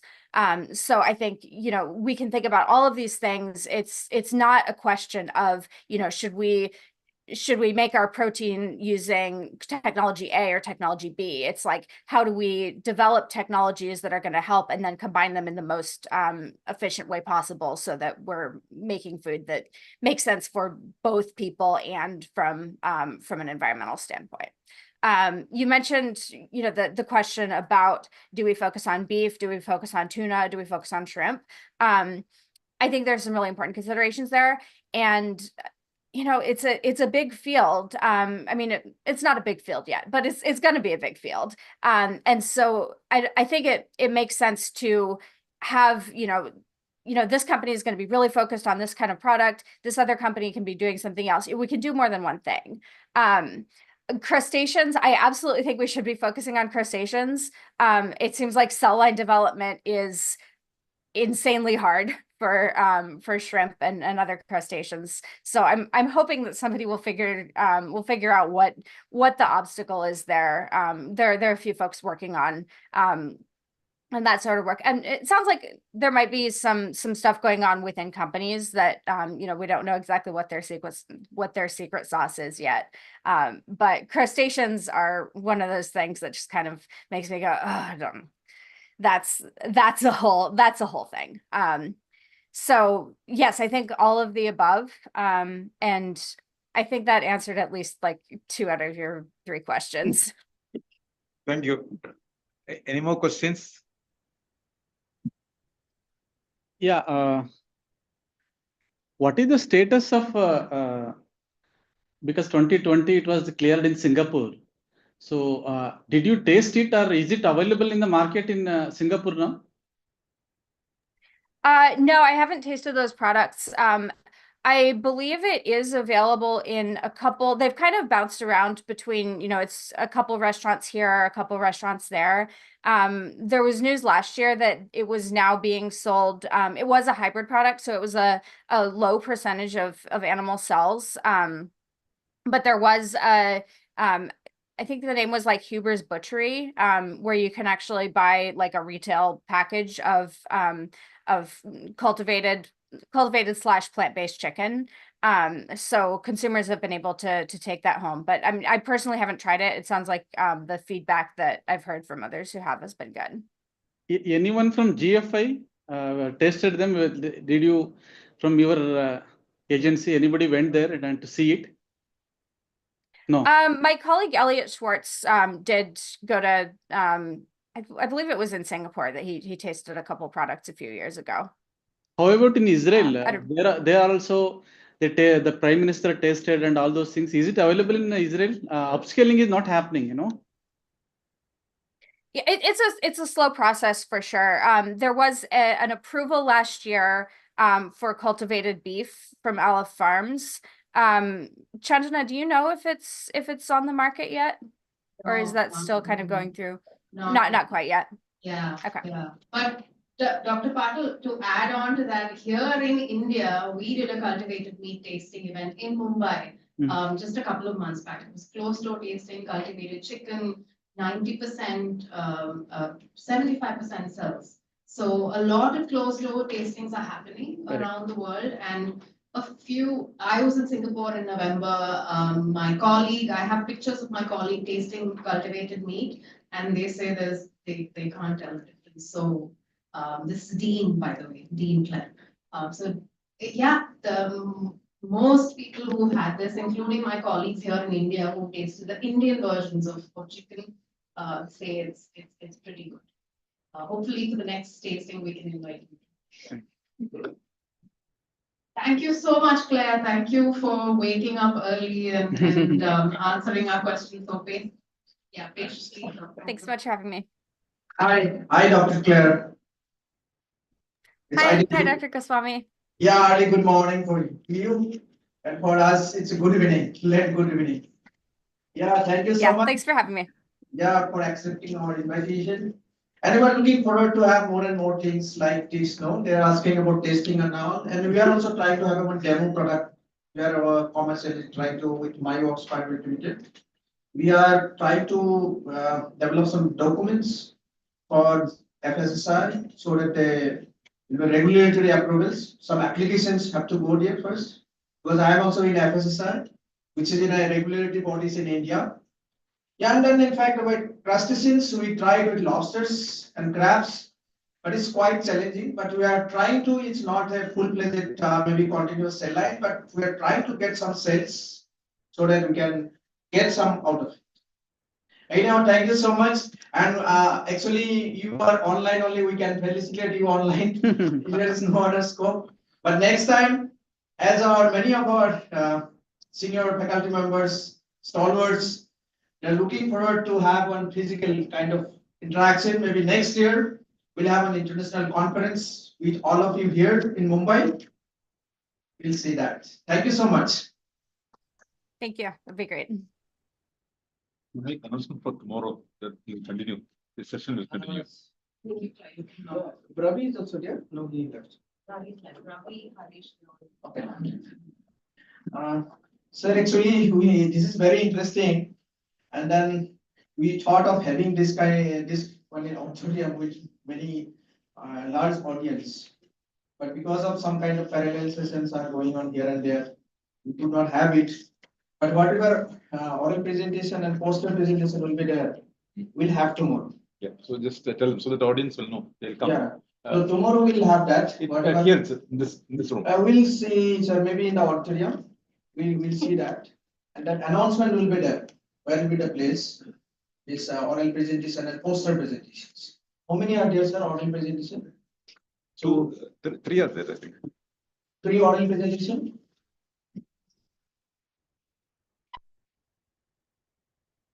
No problem, whatever, there is no time today. We have to make tomorrow also. We can have 30 minutes for this one, 10 into 3, 30 minutes. And then how many posters? 4 posters. Okay, within 1 hour we can finish it. So thank you so much. And then now I request Dr. Yeti Punya sir to felicitate our invited speakers.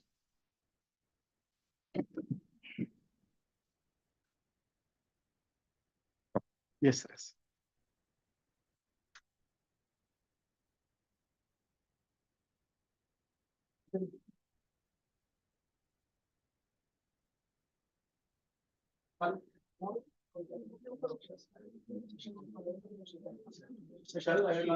No, you will not be there.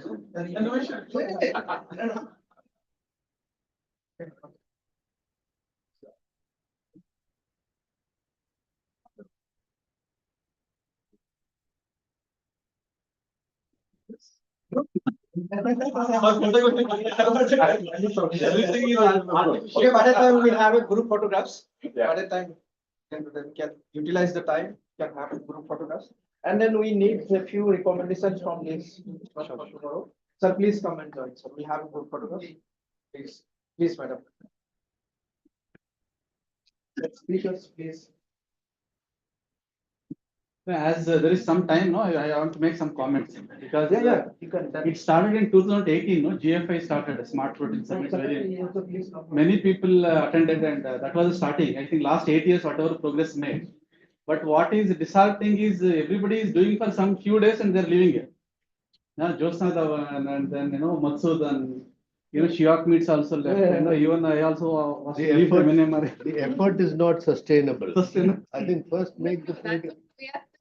No, actually, my request to Mukund and Mariappan is don't take any other project. You make one among the 10 projects. This is not a thing which is. Sir, I am telling, I am sacrificing my entire work. I've been doing cell line for last 20 years. I developed many cell lines. No, sir, I stopped doing everything. Only Chandana might be telling, I am submitting project. This is not getting noticed at the planning. Yes, sir. That is the problem. You pitch it at a higher level. I'm telling you, I've not come across this kind of a thing happening. Many other things I'm aware of, but this is. Different players. Funded also. Different I attended many of them. You should have meetings. And also, I was also part of FSSA working group on culture training. But there was a lot of opposition to develop the standards. There are many issues.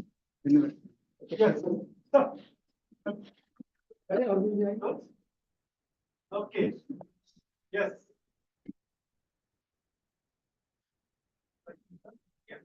Okay, nice. Yes. Yes, right. Thank you. So what is happening? You should bring the press also into it so that they highlight these. Sir, actually, extreme opinions are there, sir. Like you, some people strongly support that. There are some people they will strongly oppose. Even in DBT, one secretary, madam was there. She was very positive. She funded. Next, one more man came. And then he was showing what is this farmers do not have. They don't have things to eat. You want to make it certain. Sir, please felicitate Dr. Amit Tripathi. Yeah, we'll talk. Yeah, FSSA has told you make it under non-specified foods. Yeah. They are told. 1 minute, sir. Sir, please. Yes, sir. Nice. Okay, sir, please. Thank you. Thank you.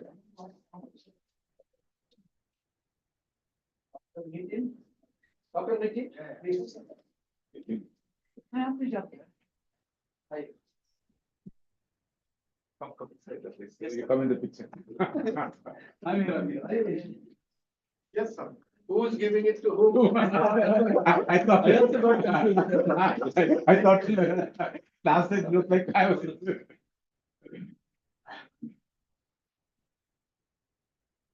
Dr. Sanskrit. Media, very nice. Media coming in the theory. Okay. Yes, sir. Only media. Yes, sir. Thank you. You have to change the name of your company. Actually, the Center of Excellence. You're very happy with it. Media since childhood. The only thing is you have ventured into it. So Yeah. you're very happy. You honor Dr. Girish Patil. So since you're not going to test tomorrow.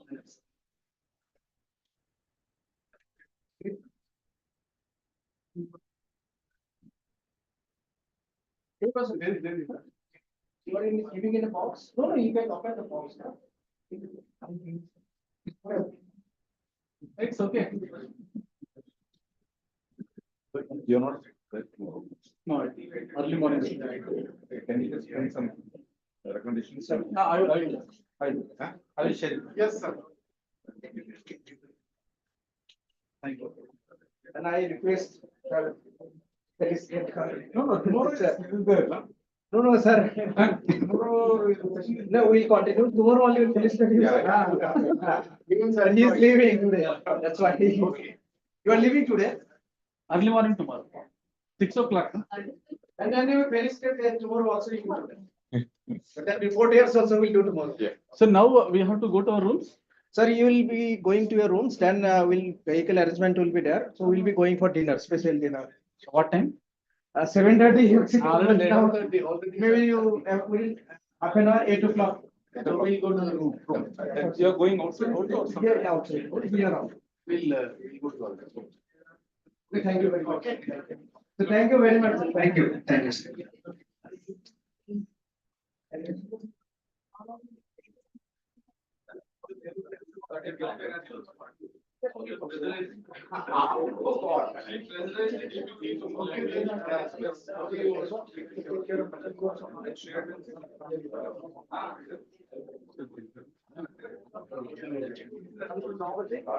So tomorrow 9 o'clock we will assemble here.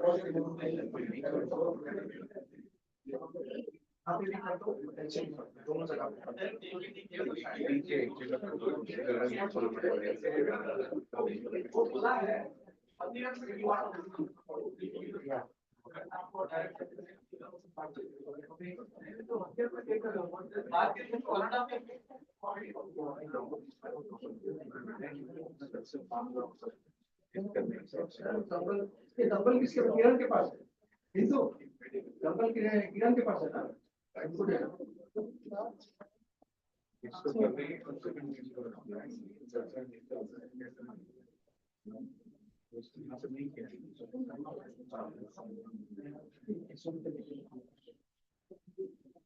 अभी चलिए आप please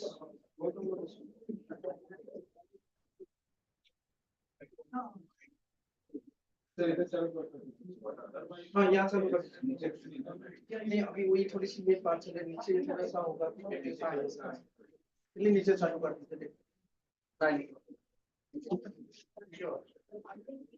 So those are your 9 o'clock. So we'll see the place in town.